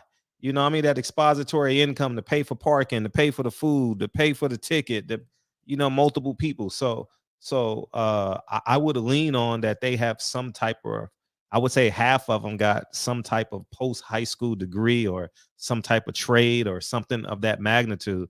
And they just so disrespectful, man. So disrespectful. And I correlate this to blue blood. It's black media is so disrespectful, man, because you don't get your way. You pout and whine like a little bitch. You know, it's just disgusting, man. And then we lie and we say we a brotherhood. Well, the NBA didn't come to Kyrie's say, and these niggas on the internet didn't come for blue blood. They want to destroy what's the Terrence Crawford name, man, and defend a man named Al Heyman who's never don't even give two fucks about you. You know what I mean? It's we value the wrong shit, man. We value the wrong shit, man. And at the end of the day, there's a whole bunch of white people on those school deeds, man. Why don't y'all Google the deeds, man? See who owns these schools, man, and who they named after. You know, we say Spelman's a black school, but it's named after a white woman, if I'm not mistaken. You know, and more than half these schools are named after white people. You know, so you think so? Man, Jackson State is a state school, and we saying, oh, it's it's a state school. I know so. I can Google it. We can go through all of them right now. Huh? Spelman is named after a white woman. Is that right? Man, yes. Hey, who said Travis set it up, man? I just Googled it right now. I know he called Deion Sanders a hypocrite. You know what I mean? But we all using YouTube. So I guess we all hypocrites. Shit. Who called Deion Sanders a hypocrite? A guy he want me to interview. I think it'll be more of a debate than an interview. But yeah, set it up. I ain't got nothing but time on Wednesday. I'm working all day tomorrow in LA. So, but I'm free Wednesday. Yeah, Spelman. Yeah, it's named after a white woman. The reason alumni didn't come never out and knew try that, to bro. support it, man, is because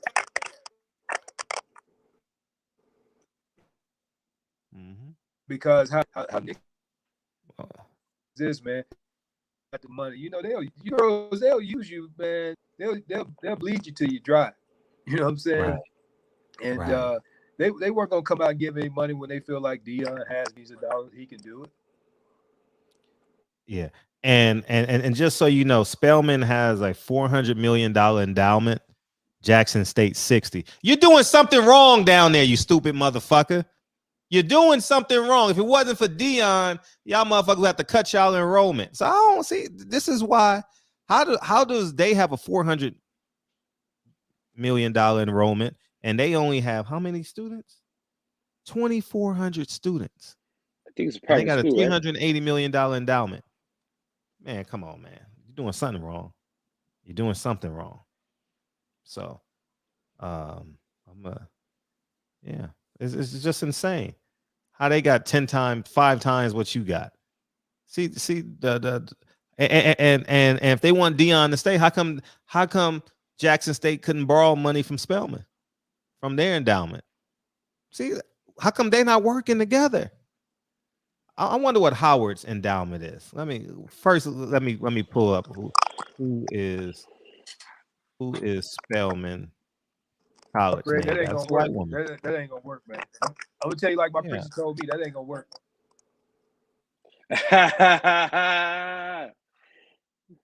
No, but I'm just saying, like, we got to work together. Yeah, she's named after a Rockefeller. What the fuck is that about? Yeah, this is old news though. No, that's new to me, nigga.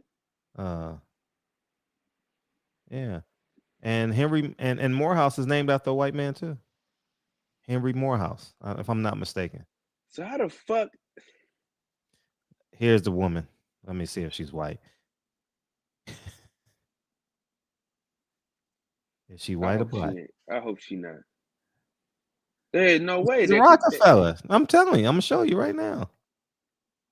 Yeah. When did they make Spelman? Who?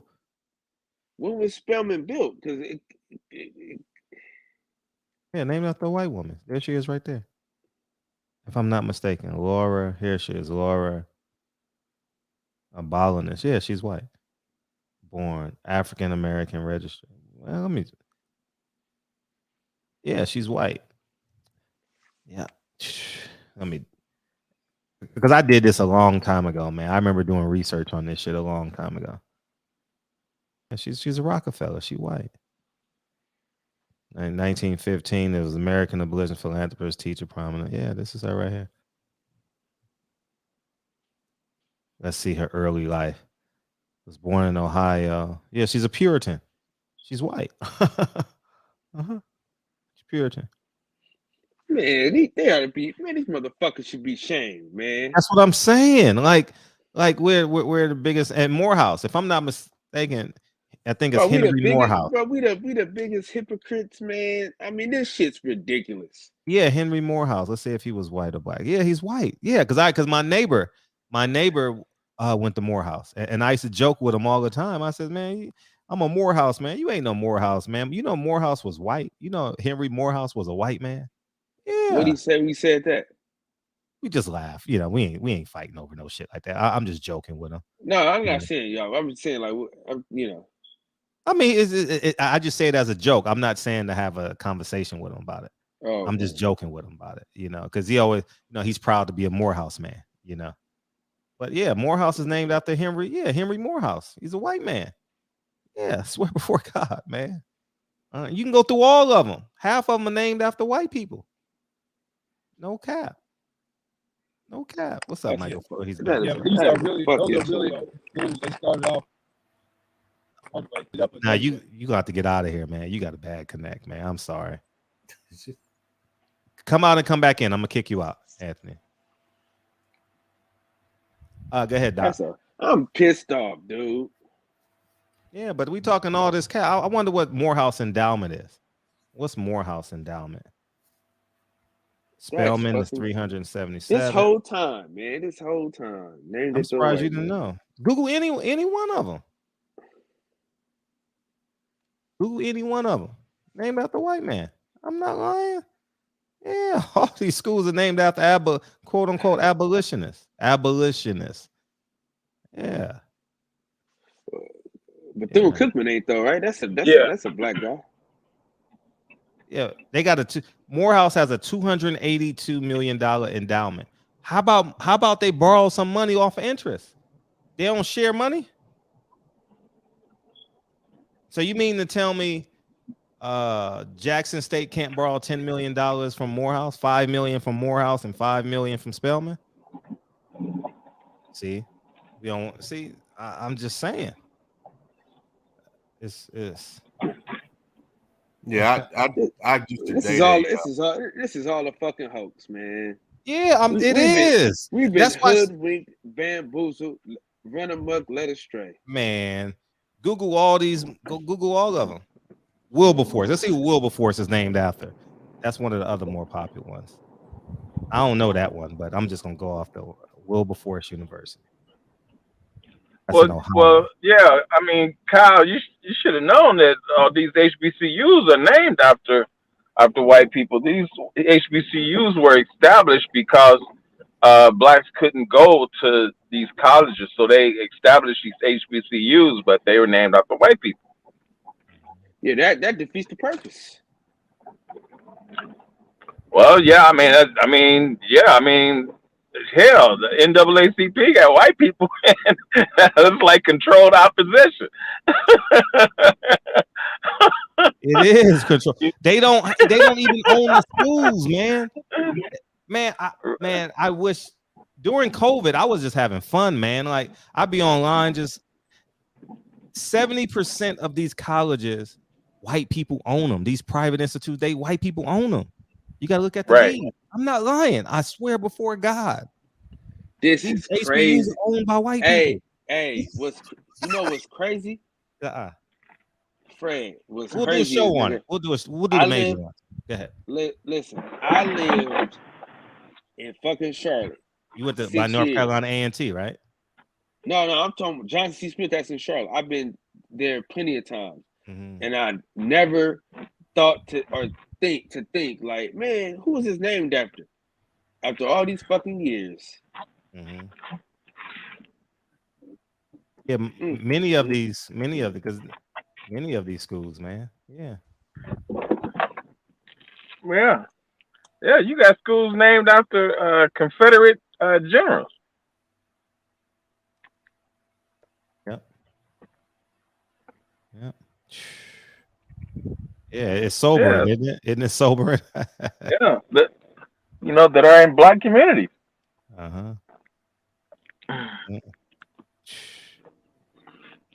Yeah, man, it's very sobering. Yeah. This I used to date a woman that was a professor at Howard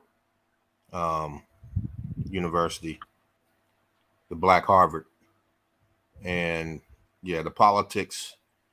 Not saying you can't get a good education at HBCU, because I think you can, both a good liberal arts education and a STEM education. At some of those schools, you can get one of the best educations in the country. at some of them, both areas. But the politics of it, no different from what you see, probably even worse. I mean, because there's a lot less respect and professionalism amongst the faculty. That's what I saw. Things like that. So yeah, we even those of us, and you could tell that from a from a educational standpoint, even if they do have good educational programs, the camaraderie or the sense of unity that exists within those organizations, within those schools, and also across school lines don't really exist like they should, not even close. And you can kind of see that when they've been around for, a century or more, most of them, and or almost a century, and we still don't have the type of leadership, putting out a bunch of lawyers, putting out a bunch of doctors. I know Howard puts out a bunch of black doctors. They do. A bunch of, And a bunch of proud black doctors, because a lot of them live in LA. And I'm not to cut you off. I want to make extend your thing. No, I'm just going to add to it, because when I lived in Ladera Heights and Leimert Park, you saw a lot of Howard shirts. When you went to the grocery store, you see it on the back of their license plates, and they're very proud. Right. But continue. Go ahead. Yeah, I don't Howard think is named after a white man. Right. Yeah. I don't think. I mean, they come out as and this is a general statement. I don't think it applies across Look the at board. Hampton University. Yeah, but effectively, I think they come out and it's just like it's about, Yep, it was a general. See, I remember I did all this research on it. It's named after a general. Yeah. The oldest university, Wilberforce University, is named after a white abolitionist. I'm telling y'all, man, it's all a hoax, man. I did this shit at the beginning of COVID. I went through all of them. And I was like, I'm just curious. Who are these motherfuckers named after? And I was like, man, I should do a short film on this shit, man. But look, here's a general. I remember when I did the research. Here's a general, a white man. Major General Oliver Otis Howard.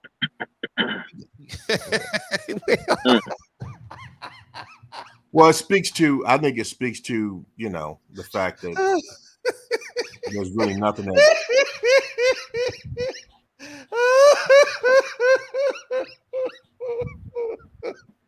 Oh God, this is so funny. How you laugh, you just want to cry and laugh at the same time, man. We so ignorant, man. The first thing you need to do is change the name of the school. Oh my gosh, man. Come on, man. They changing the Washington Redskins. Right. They changed the the Washington Wizards to the cocaine. They were the cocaine, the Bullets. They were the Bullets. They changed it to the Wizards. They changed the Redskins to the Commanders, and they changed the Washington Indians, the Cleveland Indians, to the Guardians. Oh my God. Hilarious, y'all. This shit is funny, right? Dog, there's only five historically black colleges, right? Mm-hmm.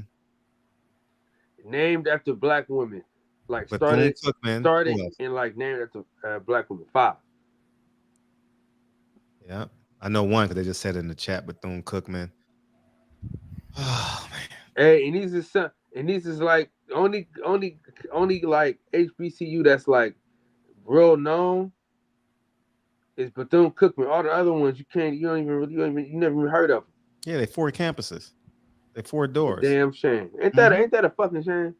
Yeah, I've been man. People need to know this shit. I need to do a video on this shit. I'm gonna just shit because I didn't listen. My whole life, right? I used to go to this program called EOYDC, right? And they used to teach us about black colleges. Mm-hmm. So my whole mind, when I was a kid, I heard black colleges. I'm like, it's got to be named after a black person. It's a black college. You know what I'm saying? No, man. I laugh. I couldn't believe it, man. I'm sitting there like, and mind you, I'm 40 something years old when I'm doing this. I'm 42. I'm 41, 42 when I'm doing this research. So like you, Kyle. So you knew before I did. You know what I mean? So I just assumed. I just took it for what it was. But none of these colleges are owned by Black people and or named by Black people. Yeah, it's insane. Go It's see really who not. owns- It's really not that insane, though. I'm gonna tell you why it's not insane. Go ahead. Because none of us on this panel, we're named after white men too. What's your last name? Yeah, you're right. Look. Hawthorne. Okay, then. Okay. No one, everyone on this panel is named after a white man. You I wouldn't understand? say everyone. Okay. But Okay. I would say, but I would agree What's with your you last that name? Our surnames. What's your last name? You understand? I So would what agree. I'm trying to say is, but that doesn't mean that we don't have a genuine approach and mindset towards the advancement of our people. So I don't think just because they're named after white people doesn't mean that they automatically fall into a category where they should not be about the authentic advancement of Black people within this society. That's a function of individuals coming in there and not doing the things that they should do from a unified perspective. So for me, we can laugh at the universities all we want, but the fact is, every last one of us have a white surname. We're all named after white folks. You understand? That's the reality of it, right? So just because you have these names, that what defines you is what you do. No, but they were actually named after. No, but I think it's really, really different. I think it sounds like it in conversation. It sounds like there's a parallel, but from a functional standpoint, I don't think it's the same because these colleges been around for over 100 years and they've had every chance to change the name and it's an institution. It's not a human being. So I think it's a little bit different. Well, I think it's actually worse when you look at it from an individual perspective. We've been around. Our bloodlines have been in this country for longer than that, longer than there was HBCUs, and we still carry our white surnames. We are still named after white men today, after being here for centuries, right? And so, to name a building or organization after that, a group of buildings or a piece of land after a white man, I think that's a lot less violating than to have your bloodline named after a white man and you're not white as a result of slavery and human servitude. So here's my thing. I just look at it like this. I don't think we need to get hung up on this. If you want to make it 100% correct, then you need to change the name of the university. But just because the name of the university is after a white person does not mean that we need to have a mentality that prevents us from being unified in direction and purpose. And that's a function of the individuals who are involved in the communities there and how they run those organizations. And the bottom line is that they're influenced by external powers that do not have the best interest of the community or the university in mind. That's why Deion left, because at the end of the day, life is about progression. Either you're getting better or you're getting worse. You cannot stay in the same place, right? You cannot. Right. Life is about change. We all have to change. We all have to change to continue this thing called life. We cannot stay the same, right? And continue to navigate this thing called life. So, it's the same thing. I don't think that we need to get. 100%. The 100% solution, yes, to change the name of the universities. But the bottom line is that's not the real problem with the universities. The real problem with the universities is a lack of unity among even educated Black people to deal with this system authentically, come together and make some real changes together. Somebody mentioned about how the finances at the university aren't where they're used to, what they need to be, and the people who have graduated from the university obviously aren't giving back to it, and the people who are running the university aren't making things the changes that they need or the decisions that they need in order to make the university profitable. So those are things, you know, we get hung up in the names and all that. Well, we all named after white men, every last one of us. But what does that do in regards to how we conduct our business and our lives and our spiritual mental makeup every day? Does it automatically mean that we're going to be worthless? Well, I mean, man, we can't be up. We can't take no, man, no, hell no. Listen, I went to school that was named after a racist white general, right? Zebulon B. Vance. They changed the name. Right. The name of our school is called Julius Chambers. They named it after a black guy. It was like, we getting as far away from this white man name as we possibly can. Julius Chambers. You know that's a black man. You know what I mean? You can't get around that. What's your last name, Cal? What's your last name? My last name is Davis. Davis? Okay. Yeah. But I was gonna change my last name for that reason though. I was gonna change my last name to Shabazz, but that's a longer story. But yeah, but if you talk to a Nation of Islam member, that they say that's your last name, but they keep the first name, so it don't. So it's I laughed at that. Oh, my name is William X, but your first name is William. They should change the whole name. But anyways, that's but technically you're not named after a white man. Technically, the last name is technically a white man's last name. Technically, you get what I'm saying?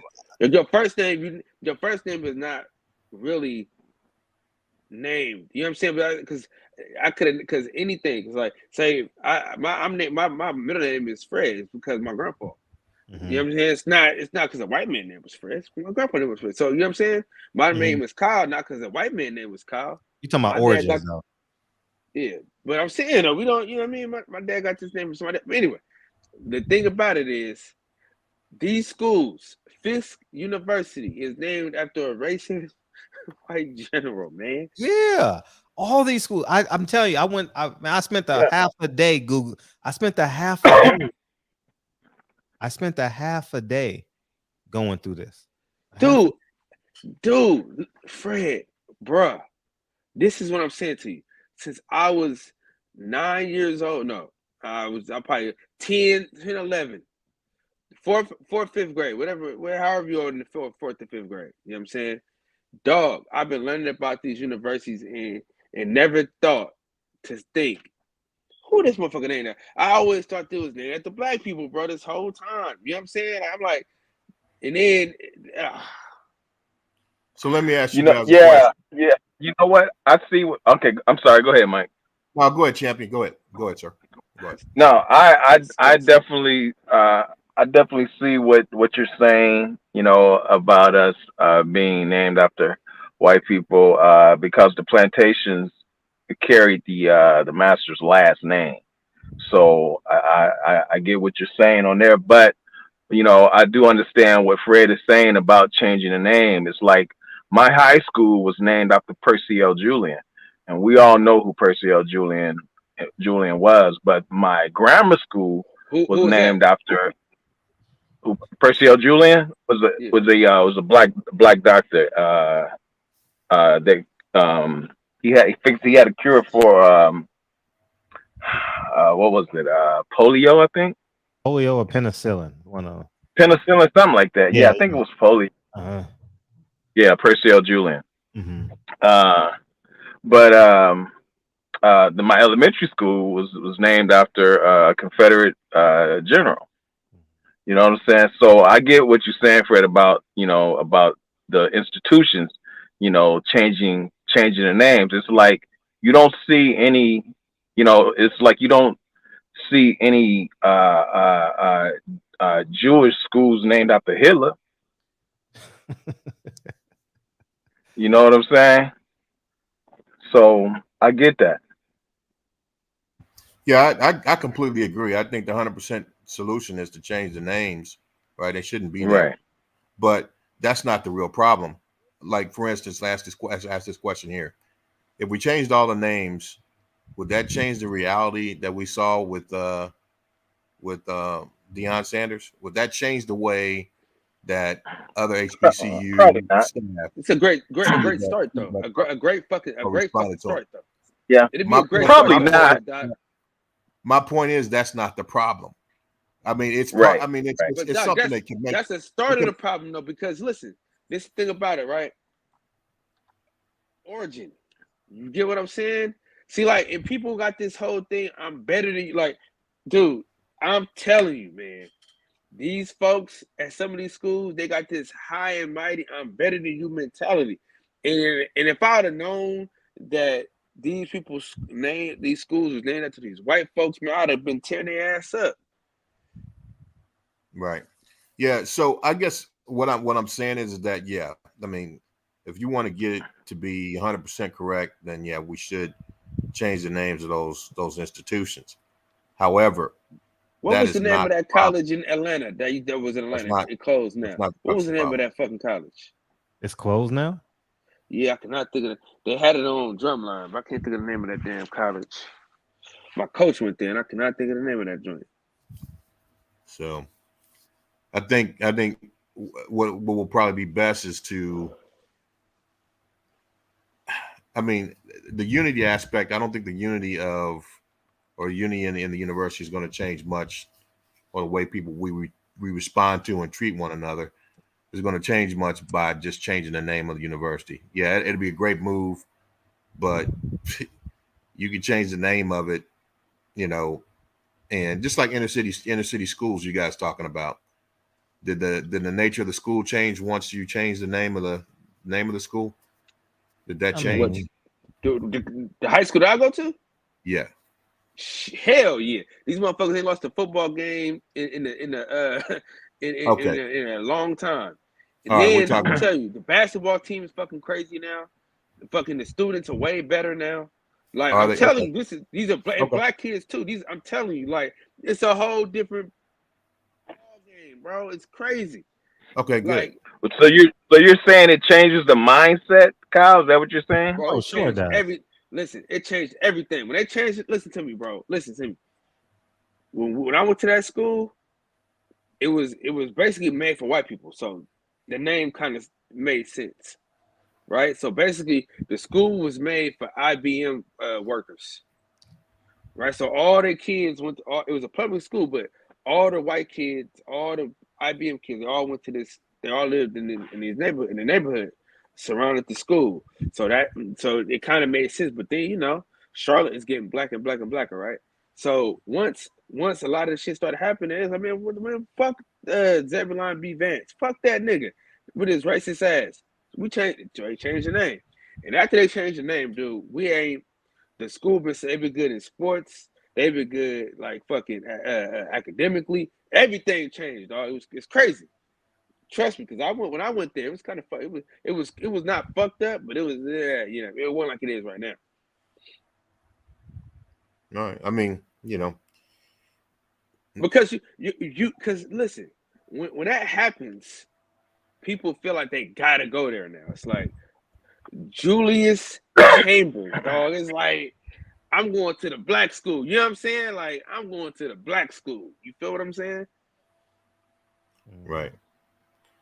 Yeah, I mean, if it works, it works. I'm not gonna, whatever works, that I support it. I mean, but I don't think just changing the name is going to change the nature of the environment. Even though I think the name should be changed, but you know, people, what we saw, what's going on with Deion Sanders and some of the vitriol that he's kind of getting from the community and from other members of that HBCU community.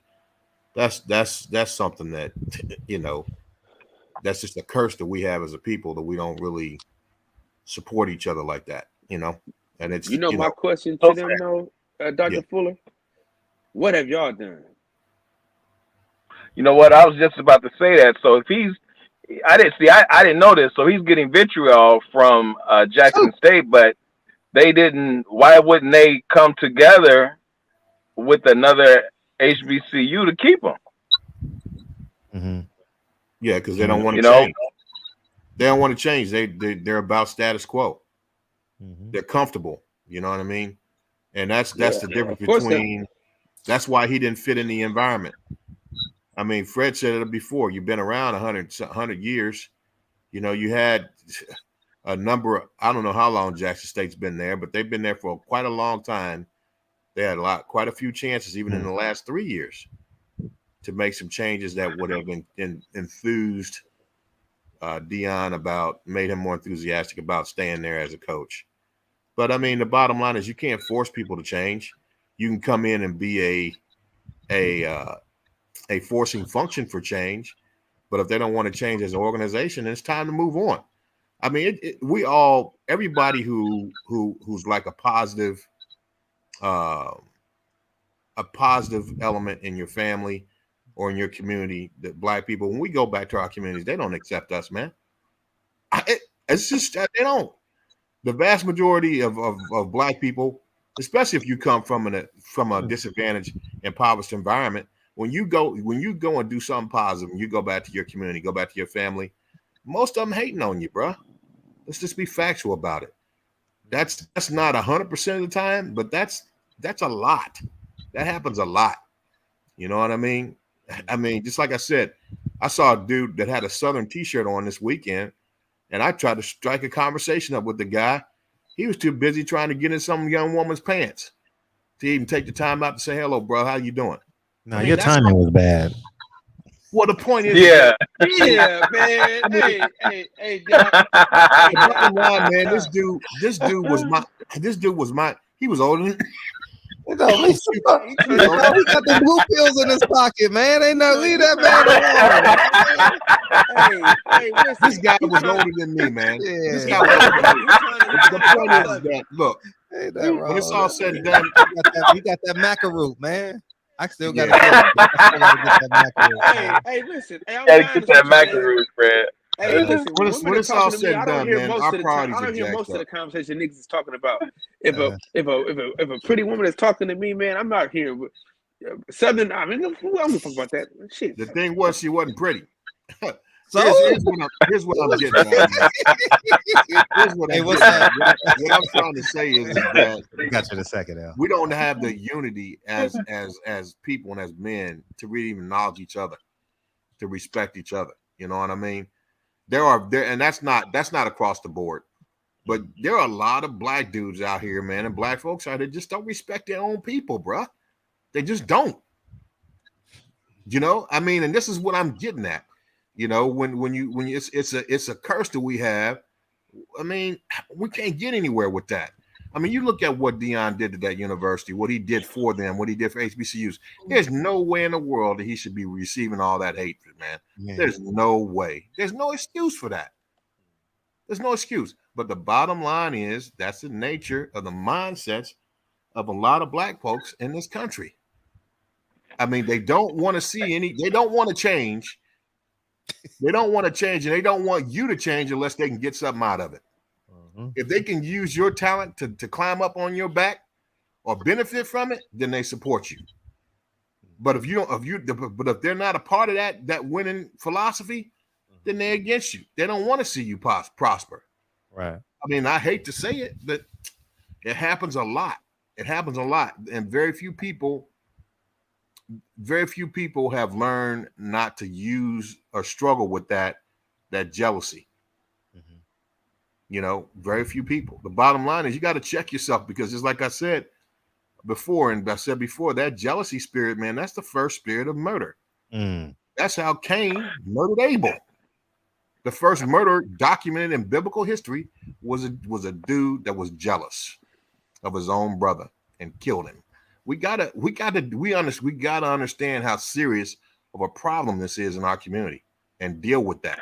Yeah, you know what, Mike, you're right about that, brother. I go, you know, here within the past year and a half, man, I go out of my way to show brothers love when I see them. And here just recently, you know, I was getting gas, and it was a brother with his daughters, and we were walking out together, and I when I spoke to him, you know, I was like, big dog, how you doing, my brother?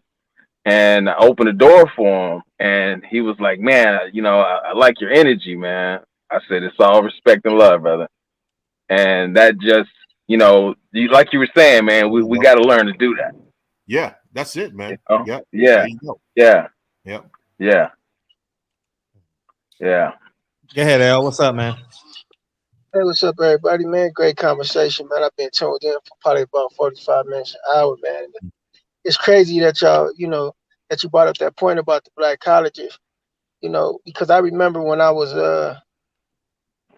in school, man, you know, going to, you know, entering college, man, I got accepted I got a full ride scholarship to Kentucky State University. And I remember visiting the college for about, I was down there for about probably like 2 weeks. And I just remember, you know, the dude was telling me, like, you know, you got to fill out the financial aid and everything. So I was peeping everything out. And I noticed, I said, the funding comes from the government. So how much control do we really have here? Like, it was cool though. Like, I'm not knocking, you know, black colleges or nothing. I think it's great. But when I took a look at the structure of the college, and then also the pamphlet that, you know, when they give you your acceptance letter and everything, they give you like a pamphlet of the school, you know, they give you the financial aid shit, and they give you that little booklet with all the directors and presidents. And if I'm not mistaken, man, I remember seeing white people in those positions, and some of those, it was mainly black, you know, they make it look good, but I remember seeing white people in those positions, and I was just wondering, said, damn, why are these white people in these positions, in these high positions? I'm like, are they like vanguards or something? Like, are they making sure these niggas stay in line? Like, that's the kind of mindset I was on, even at that age, you know. And it didn't turn me off, but it just made me realize, if we don't own this shit, and most of them colleges, like you said, you mentioned this before, Fred, they was land grants from the government, which is, you know, that's cool. They owe us that. But if you're gonna give us something, give us sovereignty over that shit, like you get a Native American. We need sovereignty to where we don't have to answer to you motherfuckers, because they have to answer. Because I remember I asked, it was a brother from that LA that helped me get in that college, actually. And well, he the one that pretty much opened the door for me. He like, man, I'm gonna take care of you. You got great grades. You're a good student. I'm gonna get you in. And he got me in. But I remember I asked him, I said, man, why is white people going to this school if it's an all black college? He said, we have to make sure we have so many different races. Like, yeah, this is a predominantly black, but we have to make sure that we have other students here because of the equal opportunity or some shit he told me. But I realized, I said, damn, ain't nothing really ours. It ain't ours. So we need ownership, and we need power, we need sovereignty. And like Mike was saying, and Champion Hart was saying, man, we gotta have more respect for each other though, man. Like, it's disgusting, you know, the way black people look at each other. And you know it's getting bad when brothers in the South is adopting these kind of characteristics, because I remember the distinct difference I noticed between brothers in the South is that, man, everybody, hey, how you doing, brother? I remember when I went to Atlanta, man, when I was 15 years, I used to go out there every summer to go work and shit, cut grass. And I remember, man, cats used to offer me into their house, like, hey, man, you want to come eat some gumbo? You want to come eat some soul food? I'm just walking down the street. These niggas don't know me from here to across the street, but everybody nice. But now I notice I'm going down south, and brothers is acting like they LA niggas, and like they not saying what's up, they not greeting you. I'm like, man, this shit bad for us, man. Like, when it happened, when you see that shit happen in the South, and it ain't the hospitality that it used to be, the nature is not there, it's getting bad, man. Yeah, it's a problem. Hey, one of the things you said, man, about sovereignty, bro, great point. But think about this for a minute. Sovereignty is a group of people can have sovereignty when they're connected to the land. When they're connected to land, that's what makes you sovereign. Like, for instance, we talk about a lot of people that have received reparations from the United States government as a result of wrongdoing. It doesn't even have to be the wrongdoing of United States government. It could have been the wrongdoing of Germany, right? But they received reparations from the United States government as a result of that. That's because they do have sovereignty because they are connected to a homeland. We are the only group of people. I'm talking about the descendants of chattel slavery, because our history has been completely erased. Where we are not connected to a homeland, we are not a sovereign nation or sovereign nation of people. We're not connected to anything. I agree. There's no nation, sovereign nation right now that is connected to us from our origins. None. And that's the problem. You mentioned a great point there. The sovereignty of any people is connected to land. I'm sorry, Matt. Go ahead, brother. Go ahead. No, go ahead. That's why I've been, as of late, man. I've been looking. I've been doing a lot of studying on this reparations, on the California Reparations Task Force, man. And it's some hope there, and I'm not knocking that panel of people. I think it's about 10. I'm not knocking them, man, but it gives you hope, man. But I say, damn, man, how serious is this, man? Like, is this just something Newsom doing just to gain some traction because he got plans down the line and he needs the black vote? This nigga might be trying to run for president in 5-10 years. Who knows? But I just said, man, we need some kind of sovereign representation, because like we still at the pity of these people, man. Like we are begging, literally begging. That's what we're doing. We begging for a debt that's owed to us, and we scratching and clawing, and it's like we gotta go through all this to get. For one, it's only California right now, but it should be federally, man. You know how many? Even if it did get granted, you know what that's gonna cost between black people on a national level. Man, them niggas in California got it while we ain't got it. We deserve it too, which is true. And then it's certain stipulations they got on that shit. And it's just like, man, that shit crazy, man. I was studying that shit. I'm like, the reason why it's not happening on a federal level, man, like it should, like you're mentioning, is because the United States government does not really, ultimately, they don't recognize. They don't own up to it. They don't recognize it. They don't recognize a people who are not sovereign, who are not part of a sovereign nation. What I'm trying to say is, even Hispanics, the Mexicans that are here, right?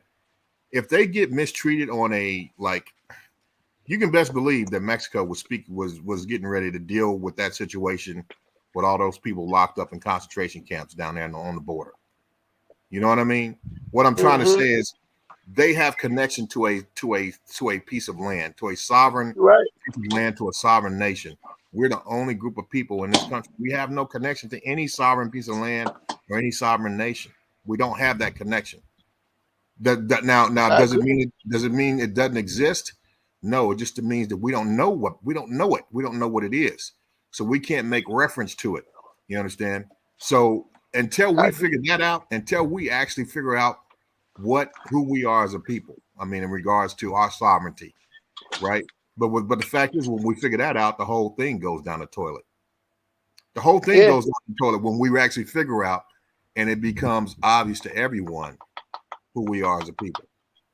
I just think that the sovereignty of it, you got to be connected to a piece of land. You got to be connected to a sovereign nation, and we're the only group of people in this country who are not. I agree, and I've always said we won't get those. I don't believe we will get those reparations until we are recognized as a sovereign nation. You know, because the Native Americans they had to do it that way. Sadly, but I do believe that we owe sovereign authority in some in all aspects of being a people here on this land. Although we may not be directly connected to the land as far as being the natives, but we were brought to this land and we built this nation into a mighty empire financially. So I believe we are owed that, you know, because we didn't actually come over here under those, especially under those conditions. So like I said, I've been studying that reparations task force, and I actually want to go to a meeting, one of the meetings, and you know, they actually give public participation and everything. You get like 3 minutes to talk, and you know, if I'm able to do that, I just want to, you know, fill it out and see what's going on. But it's a lot that they're proposing, and it's also it's a lot of it's gonna get nasty though, man. Like you can just see it, dude. Like it's gonna get ugly, man. Lawyers gonna start getting involved. You know, you can just see it, man. Even if it does come to fruition, you can see the nastiness that's gonna just follow it, man. And it's sad, man. And then it's just so much division between us, man. Yeah, but it's prophesied though, man. It's shit crazy, man. Yeah, it's sickening. It's sickening to see what they doing to Deion, man. I don't know, man. It's sad, man. Yeah. You want to give your final words, Michael Fuller? Dr. Fuller. No, I'm. You know what? I shouldn't even. I wanted to come on just to comment on the boxing aspect and then Deion's situation. That was it. Thank you for coming on. Good seeing you guys, man. Y'all take it easy. Thank you. All right, later. Bye. Final words out, because you ain't get the comment on Deion. Oh yeah, man. That's I seen the stuff he was going through, and the fact that he even had to defend himself in the manner that he had to defend himself. You could tell he was hurt, man. I'm looking at the brother talking. I'm like, he like, man, just because I left Jackson State don't mean I left my people. And it's fucked up. And it's the same thing that I told you when we had conversations about Malcolm X. He had to have been hurt in that moment when he realized that, man, everything that I'm willing to go for and die for and that I've lived for my people, and I'm getting fucked over by my people. Man, that had to hurt the hell out of him, man. It's the same thing I seen with Deion. Like, damn, I done did all this for these niggas. And these same niggas that was giving me hugs, that was patting me on the back, like, yeah, you the man. Because it was benefiting them niggas. But he leaving now. Oh man, I don't got the same benefit because he leaving. Fuck that nigga. Like he ain't did nothing. Niggas say yeah 99 times, but the moment he say no for him, he said 99. He said yeah 99 times for you niggas. But I'm gonna do this yet. I'm gonna say no for me this time. And y'all can't get a brother credence, man. That's crazy. Fucked up, man. And like people gotta understand that they didn't even look at it like, man, he going to a college, from a big national program that got way more funny. You think Deion ain't gonna bring black recruits to Colorado and get them cats in the NFL and get their family paid? Come on, man. Y'all gotta niggas are stupid, man. But these the same niggas that talk this pro-black shit and they coming to you with this yeah, I'm your brother, but when it really comes down to it, you're gonna see. Well, it's all gonna come out. Whatever's in the motherfucker gonna come out, man. And believe me, if it don't come out in the rush, it's gonna come out in the rinse, and you're gonna get your moment to see their true colors, man. But we got a long way to go, man. But fuck, man. Listen, Martin Luther King said he might not get there with you. Hell, we ain't even. Fucked up, ain't it? Fucked up, ain't it? Man. A nigga said he seen the mountaintop. I might not get there. Shit, we ain't getting there either. Goddamn, the way we act, the way we. Dog, listen. Dog, that's why I say, man, the most important aspect of this life is to build your personal family up, man. Your kids, man. You know, your kids and your immediate family, man. Because, man, we got so many barriers in front of us that we place in front of us because we got so much hate inside of us as a people, man. It's sickening, man. But I appreciate Fred, man. Good conversation, man. Good show again. I love y'all brothers, man. Y'all take care. All right, drive safe. Thank you, brother. I appreciate Bye, you. L. All right, brothers. Hey, champion, you want to come in? You want to come back in and give your closing remarks, dog? I don't know how you got kicked. You didn't get kicked out. You're dry. It's called driving. You see how he plays victim on us, Kyle? I got kicked out. You didn't get kicked out. You were, what's up, Junior? You were driving. You blaming us because, man, lean back in and give your closing remarks, man. You know, if you're good enough to stay at one of my apartments, you definitely good enough to come back into the shop and say what you want to say, man. You ain't got to play victim in there. Oh, they kicked me out. Ain't nobody kicked you out. Come back in, man. You want to come back in, dog? For real? I'm waiting on another comment. But yeah, man. I black people, man. Black Ain't no people, listen. My grandpa used to say this shit all the time, right? Black people, man. But my grandpa, 86 years old, right? He used to always say, "I ain't down for these niggas." Like, I used to always, why you wasn't a Black Panther? He used to be like, "Man, I'm not down for these niggas." That's what you always used to say. He said, "Man, I love the Lord, and I ain't dying for these niggas." That's what he's always say. He's man, these niggas say all the time. And I used to be like, because I always I'm like, why you want to be come back in? A civil rights activist. He said, "Man, I ain't dying for these niggas, man." And look, come back in, D. I mean, come back in, chap, and give your closing remarks. Yeah, man. The fact that the man said, if the man came in and said, "I'm never going to a P5, man. I'm just going to stay here like Eddie Robinson and build these kids up, and I'm committed to Jackson State for the long haul. I'm going to turn Jackson State into a powerhouse." No, man. He said he has to entertain it. Both of them needed each other, man. Stop acting like they didn't need each other. It worked out. Fair exchanges, no robbery. Deion wanted to coach. He didn't want to. Deion did not want an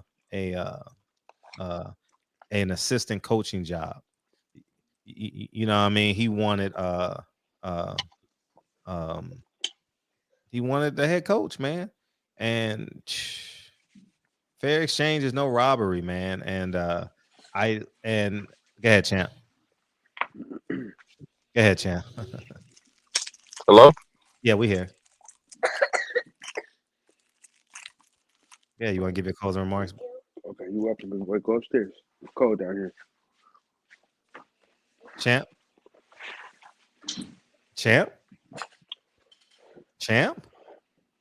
But you kicked him out, though. Yeah, I kicked him out. Exactly. Champ? All right, I'm gonna kick you out and you just come Eric. back. I'm gonna kick you out, dog, and come back in. He probably hear me out on the replay. But yeah, man, come back in, dog. So I guess we'll filibuster until he comes in. But yeah, man, it's just a We tragedy. won't have to filibuster, man. We can pretty much just talk about how niggas, man. I mean, and it's not niggas that wear blue and red. Ignorant ass motherfuckers, man. Ignorant ass motherfuckers, man. I really hate niggas. I'm to the point now where I just hate niggas. Appreciate you, Travis. Hey, set up that interview if you want. Well, it'll probably be a debate because I just saw the title of his show. What's up, champ? You there now? See. Man, take your ass home. Yeah, I'll see you tomorrow, champ. Champ. We kicked him out. Yeah, we kicked him out. Man, we gone, man. We done tried 44 times, man. Bus flipped over 17 times, and man, drive safe, man. I appreciate you, Travis. I appreciate everyone in the comment. Can you hear me? Oh yeah, you have me. Oh, there you go. Yeah, go ahead, dog. I was just okay. My bad. I think I was on mute. My bad. No problem. Go ahead, dog. No, you wasn't. Mm-hmm. See? Champ. Are you doing something? And I got kicked out. No, that's you. Go ahead, dog. Hello? Yeah, you still here, bro. Your shit fucked up. Hello? Yeah, we here, man. Hello? You want an Obama phone? Oh my. Can you hear? Man, we see you tomorrow, dog. We'll see you tomorrow. Yeah, man. Yeah. Fuck. He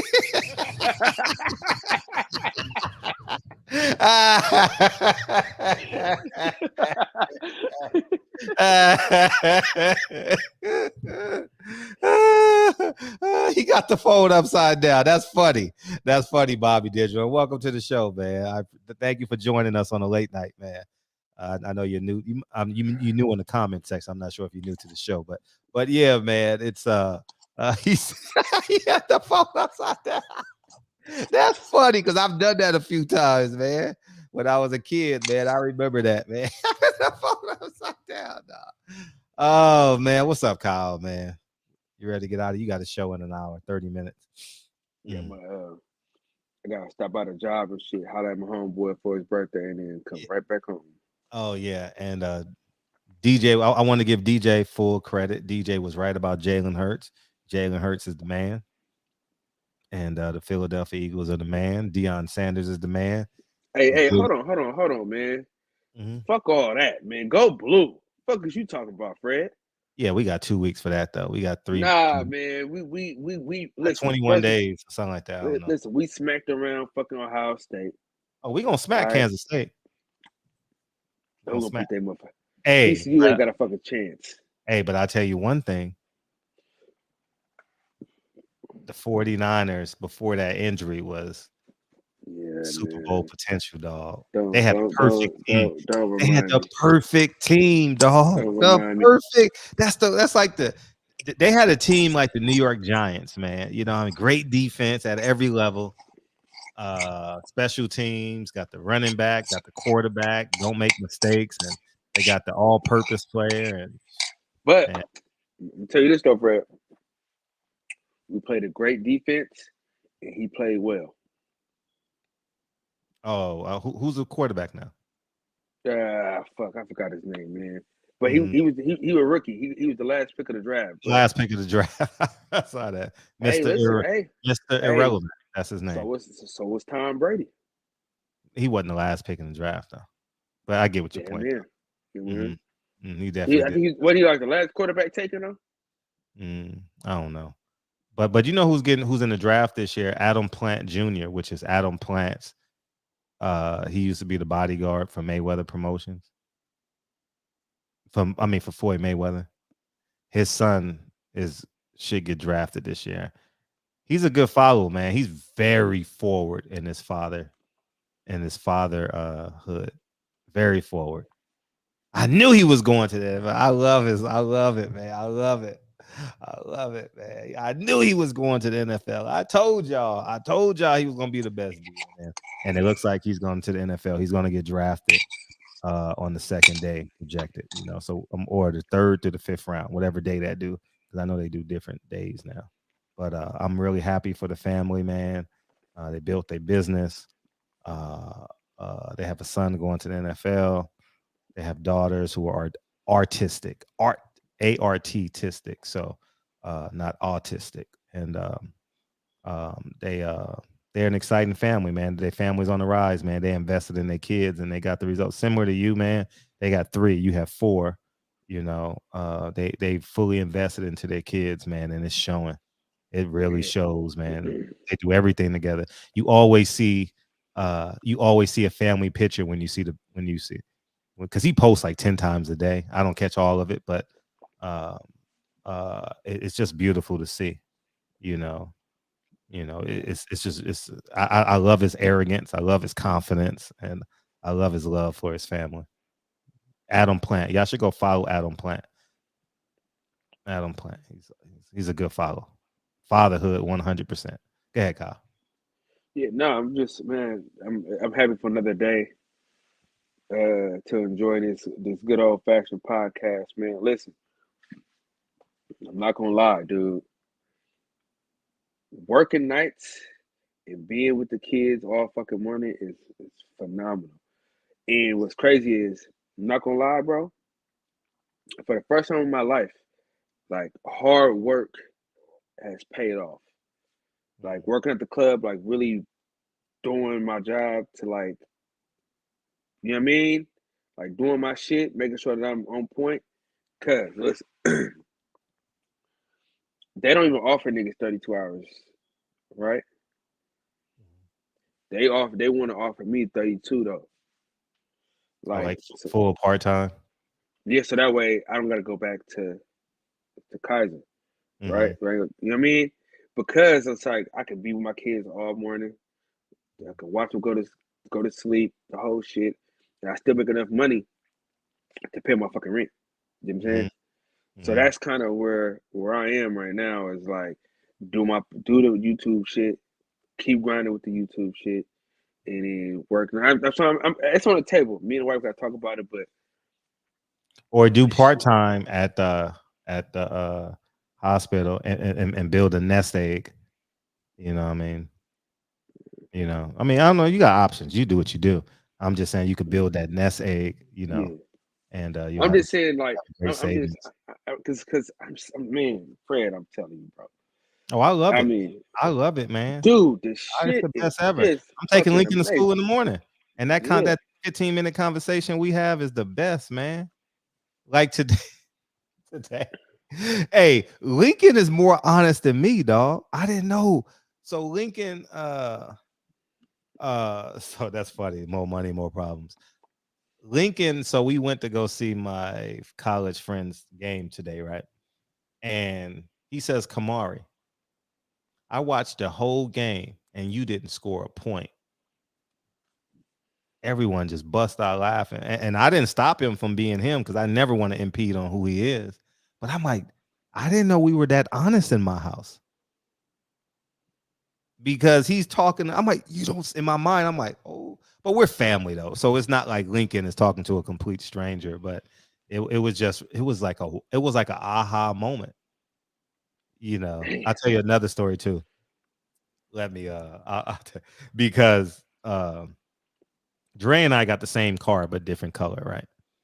And I don't like, and some days we're home together. She's working in her office, I'm working in my office, and we're sitting there talking, and I just randomly go get the kids, right? I like going to get the kids from school, you know what I mean? And so I'm going to get the kids, and she said, I want to quote her, but we text so much, man. I don't even know if it's.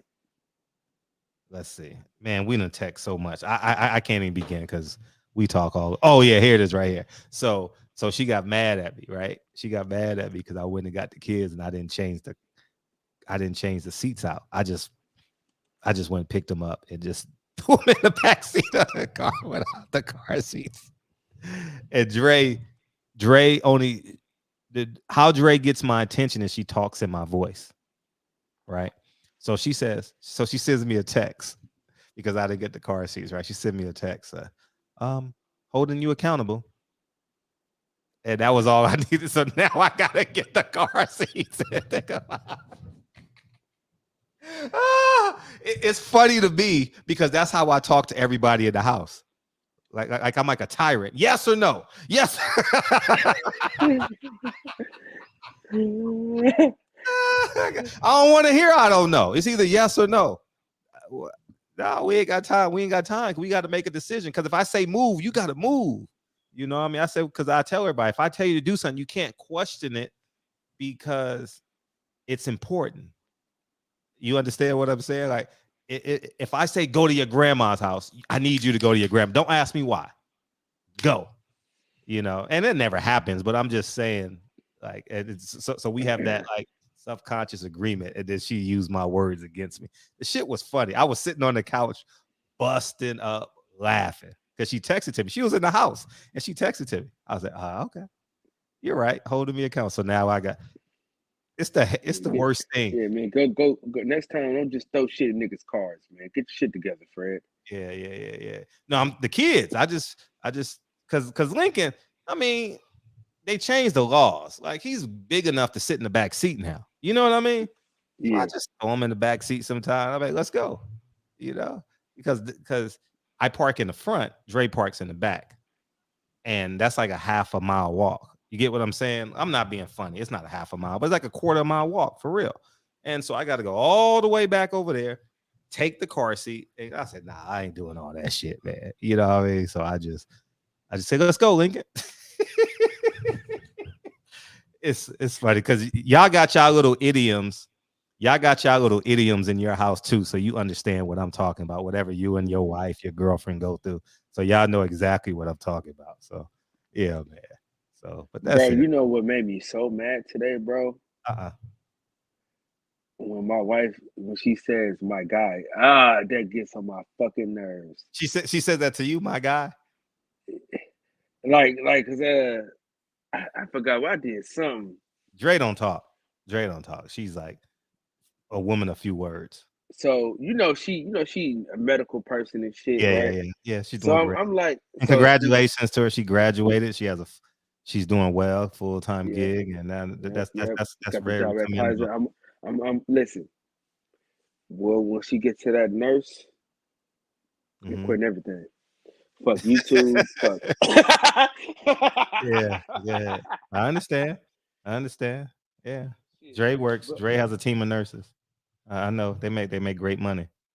Man, Stupid money. But go ahead, tell your story. So these eardrops. I'm like, oh shit, I forgot I had these. I gotta use these. She's like, it's an expiration date. I say, for real, these expired? She's like, yeah, everything has an expiration date, Kyle. I'm like, hold on. Right? So then I'm like, man, no, it don't. You know what I'm saying? I'm just talking shit. She goes, she reads it. She says, 2024, my guy. I'm like, hold on. So, hold on. Oh,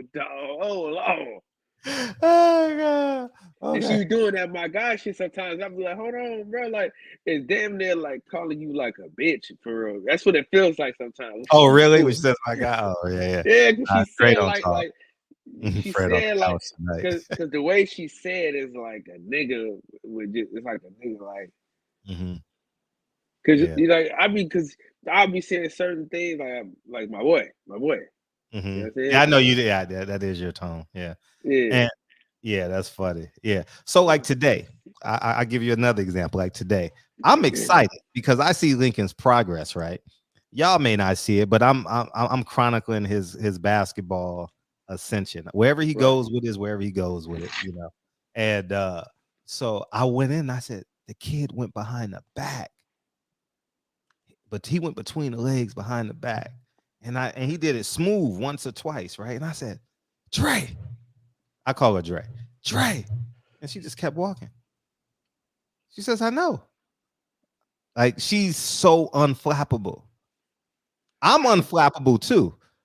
But I mean, she's so unflappable, man. Maybe she's a doctor though. So, you know what I mean? She got to go from room to room, save lives, get prescriptions, get the nurse over here, get the team ready for surgery. Well, she doesn't do the surgery, but she's over the surgeries and shit. So, you know what I mean? And so yeah, it's what's up, Deke?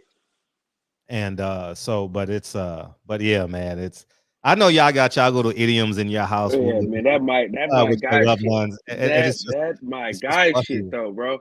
And then like I almost cussed her out because I'm on the phone with my homeboy. We talking this shit, and she like my guy. And then he heard it. He like, because I was like, I said, well, what was that? Nah, she's a woman of few words, you know. So every time she talk, I listen. You know what I mean? And you know. And that my guy, she got under my damn skin. I've never heard Dre talk with slang in my life. My wife, she talking some shit. She's like, here's the thing right here, my guy. I'm like, hold on, bro. Hold on. Never in my life have I heard Dre talk with slang. She do that my guy shit when she mad at me too. She'd be like, my yeah, guy. Yeah. I'm like, yeah, yeah, man. Yeah, I feel worse than calling me a bitch for real. Yeah, my guy. Yeah, but they know how to get our attention, and that's basically a cry for attention. You know what I mean? That's like saying, "Hey, touch me, pay attention." You know what I mean? Y'all know what y'all women be saying, or our women be saying. You know what I mean? Touch me, pay attention to me. You know, smack, rub my thigh. That's my guy shit. It's my forehead. You know what I mean? Come in the kitchen and talk to me. You know, that's basically what those things are saying. This is why I said this. I had these thoughts a couple of weeks ago, and I said, if a man fails with a woman, it's hard for him to understand like the whole prism of life. You know what I mean? Because the level of compassion you must have, the level of understanding when you're living with a creature, with a human, I don't want to say creature, a human being that is your exact opposite scientifically, and you can do it year after year, day after day, hour after hour, and then you get online and you don't have that, and you say you're a leader, and it's you're a different man when you can, like Deacon been with his woman for 94 years, you know, it's different. You're a different man. And I think because you don't have it, and these young men don't understand it, they're 20, 25 going through life, and God willing, they make the right decisions. Your maturity is like, and your sensories is just on a different level. You know what I mean? And that's why I was like, man, these baby daddies leading this new era, man. You know what I mean? I saw a title today. Whack 100 tells Charleston why it's on site. I didn't watch the video, but you know how you scroll through your YouTube videos and shit. I'm like, this is the shit we talking about? It's on site. I don't care. I don't give two shits about that. You know what I mean? You know, and I said Malcolm X had a wife, and he never met his last two daughters, but 6 kids, and Martin Luther King had a handful of kids, and Fred Hampton never met Fred Hampton Jr., but he was on his way to having many kids. And these were the leaders, man. They had families at home, man.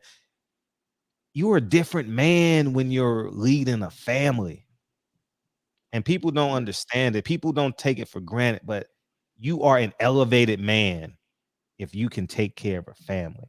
You're elevated. You're elevated when you're not a stepdaddy, you're not a weekend daddy. And I'm not mad at these men, but I'm saying there's a pecking order. There's a pecking order and masculinity. Yes. Nigga, I meant to tell you, I got a school. For what? Oh, to work with.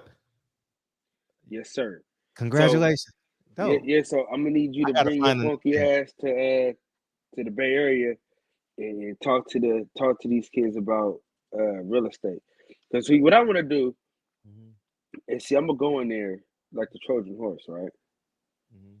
I'm gonna come in there with the jewelry and all the shit, and then I'm gonna show them that you don't have to be a drug dealer to obtain this shit. And I want to bring in a whole bunch of people, that have obtained shit without fucking. Congratulations. I'm big on that. And that's beautiful. I'll fly up for that because it gives me a chance to see my college teammate. And we're really, we're really close because we talk every day on text. And but yeah, man, it's incredible. And I'm big on that. Like today, we in the backyard, and Lincoln says, "Who's the best player in the NBA?" I said, "I don't know. You're going to be the best player. And that's all I care about. I don't mention no other player. I don't mention nothing. Like today we drove by a bunch of studios. I never mentioned. I said, "Oh, this is where this movie was filmed." I don't even mention that shit to Lincoln or Kennedy. I don't, because I don't want them having idols and like preset like what do they say that in college class? I ain't gonna call it, big dog. No, like it's called a syllabus. It's your it's on your syllabus. Your board. No, God damn. Anyways, but like your goal, the barometer. I don't want them to have these preset barometers. You know what I mean? So I just tell them, you just get better, man. I tell Kennedy, keep dancing, because Kennedy dances all day. She does a twirl, twirl, twirl. Is your daughter twirling yet? Is any of your daughters twirling yet? Dude. So we got this thing that we do, right? Yeah, go ahead. We got this thing in my house. It's called dance party. Okay, dope. Where we put YouTube on, man, and we just be dancing. Mm-hmm. You know what I mean? Yeah. Yeah. Yeah. So that's something we do. Kennedy did. I'll tell you before we get out of here. By the way, I love being a father, y'all. Like that's like my man.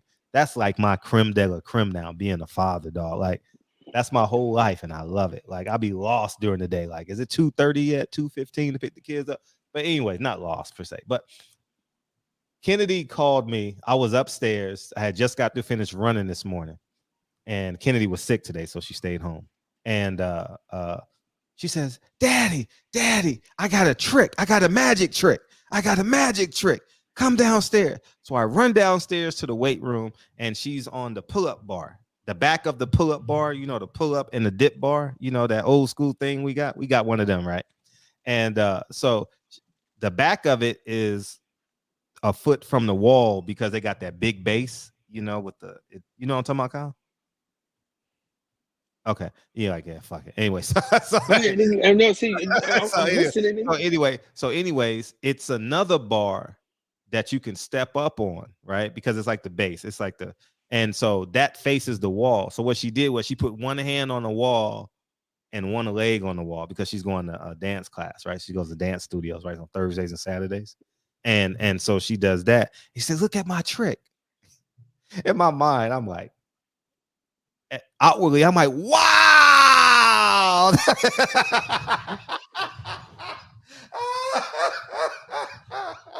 I'm like, that is amazing. That is beautiful. I'm like, you hit me down here for this. Because whenever your kids say, I got a magic trick, you got to go. You can't leave that's like the creme de la creme of moments in their lives. So you got to, yeah, you got 4. I only have 2. So you get a lot of magic tricks. No, I'm telling you. Oh man. It's fun, man. It's fun. And it's the best thing, man. Oh man, when I say, I'm not lying when I say I love it. That's all I talk about, man. That's all I talk about. I was talking to my boy today, man. How's your son doing? How's his grades, man? He got 3 A's and 3 B's, and you know, and like that's all I talk about, man. You know, I couldn't tell you the last time I had a conversation about pussy for real. Like, you know what I mean? Hey, like for real, man. I ain't lying, dog. Real talk. So, you know, I can't wait for the non-fathers. The non-fathers, and do it with one woman if you can help yourself, man. 2 men, yeah, these 2 men, and you're in control. Don't fall for this 2022 bullshit, this spirituality shit, man. Kyle has 4 with 1. I got 2 with 1. Deacon got a couple with 1. I don't know how many kids Deacon got. 3. I don't know. I feel like I know he got a daughter for sure. Yeah, I know he has a daughter, but how many kids you got, Dick? And but it's he has his all with one woman, and we've all had our trials and tribulations, man, and fight through it, man. And I know there are exceptions to the rule, and you know, and sometimes you got to get a divorce and separate and do what you need to do. But it's really, really important that you do it the right way. And 2 boys and 2 girls. He got 4 and 4 grandsons. Yeah. So I think it's just incredibly, incredibly important that we understand what the apex of masculinity is. Taking care of a family every day of your adult life after the first one. Taking care of your family. That's the apex of masculinity. It's not how well you can say nigga, how well you can smoke a blunt and hold an iPhone, how great your prison record is. How you recover from your prison record is more important than your prison record. You know, I'm going to talk about that tomorrow. That's hey, a good Fred. topic. Yes. Mm-hmm. You know who I want you to talk to? Mm-mm. It's a guy named Andre Norman. I don't know who that is. Dog, that motherfucker. He the one that got me back into this, let me tell you what happened. So I'm listening to this dude, right, on TikTok. Mm-hmm. Like, you know how the people they share like these little clips, right? Yeah. So I go listen to a whole interview, man. And then I end up seeing my old basketball coach, which one of my mentor, Mr. Patterson. I seen him at the club, right? And we talking, and it's like, damn, this is the perfect opportunity to get back into the. Because remember me been talking about me giving back and shit, getting back into it. So basically, the dude was talking about how he changed the way these schools were operating. Then he did the prisons, how it changed how they was operating. Man, dude's serious though, man. If you get a chance, just look him up. Executive content engineer. I believe Father, so. son, friend, growing him. Andre Norman Genius Network. Yeah, I think so. I think that's who it is. Black dude? Black dude? Yeah. Light skinned brother with a goatee. Pull it up. Okay, I gotta see because I don't. Okay, yeah. You know, All right. I'll people share have this a with you. different. Yeah, the best hood in the world is Father. I'm telling y'all, man, and that's something I'm not faking. Is being a present father. Is this him? No, they ain't here. They ain't here. Okay, well, let me go to search. You can look at him on YouTube. You can do it on YouTube though, but dude is Is it this one with a hat on? I can't. You gotta blow it up. I think that is him though. Click on it. Damn, I can't see it. Man, this shit went backwards, man. Anyway, just send me a link. Send me an Instagram. Yeah, I got you. I got you. Let's get out of here, man. These people waiting. You got to do a show. You got to get out of here, man. Thank you, guys. Nah, man. 12 o'clock. 12 o'clock, man. I'll be listening for a couple minutes. Yeah, man. Just go ahead and be a great father, man. If you're not a father yet, man, you missing out, dog. Sucker. And keep doing it till you get a boy. I think Jesus not Jesus, it was God. I said, God, I don't know how you did this, but you gave me a son. Oh, I'm so happy. You know what's crazy though, Fred? How you were such a player your whole life and got a son first. I don't I know that. My friends tell me that all the time. My friends tell me that all the time. You know what I mean? Yeah. You know you can tell how my life was. Yeah. People said now we need to know how people's Hernandez life is going. It's probably great. You know? Yeah. Yeah, man. Yeah, man. We gotta keep on trying till you get a boy. I'm telling you. The love a man has for his son, it ain't nothing like it, dog. It ain't nothing like it, man. The expectations, the things you want to embed in that little motherfucker, man, is different from a woman, man. It's different, man. Oh, man. If you got two girls, man, keep going. I'm telling you, keep going. You're going to thank me. Keep going. Get a second job. Get a second business. Keep going till you get your boy. I was going to be 5 going on 6. Keep going. I got mine the first try. I don't know how it happened. But, man. Shoot to the left, gentlemen. Shoot to the left. Man, I was just telling you, man, keep going till you get your boy, man. Lincoln became my best friend this year. He really did, man. He really crossed over, man. He was really a mother's boy, you know what I mean? And basketball really connected us, man. It's insane. It's insane how basketball not reconnected us, because we've never been disconnected, but our bond, that ball be bounced in the backyard, and I just run to the backyard. I just go and watch him shoot, and we talk. Oh, you got two girls, Gravedigger? I'm telling you, keep going, dog. I'm telling you, keep going. Keep going. You're going to be so happy. Keep going. Shout out to Taylor Bell for this t-shirt, too. Yeah, shout out to Taylor Bell, man. Yeah, we got to promote him on the show. But, yeah, it's keep going, dog. Keep going, Gravedigger. I believe in you, man. I don't believe we'll get there at the same time. But yeah, man, it's fatherhood. Hey, that might have been the funniest shit I ever said on this show, huh? We ain't get to that motherfucker.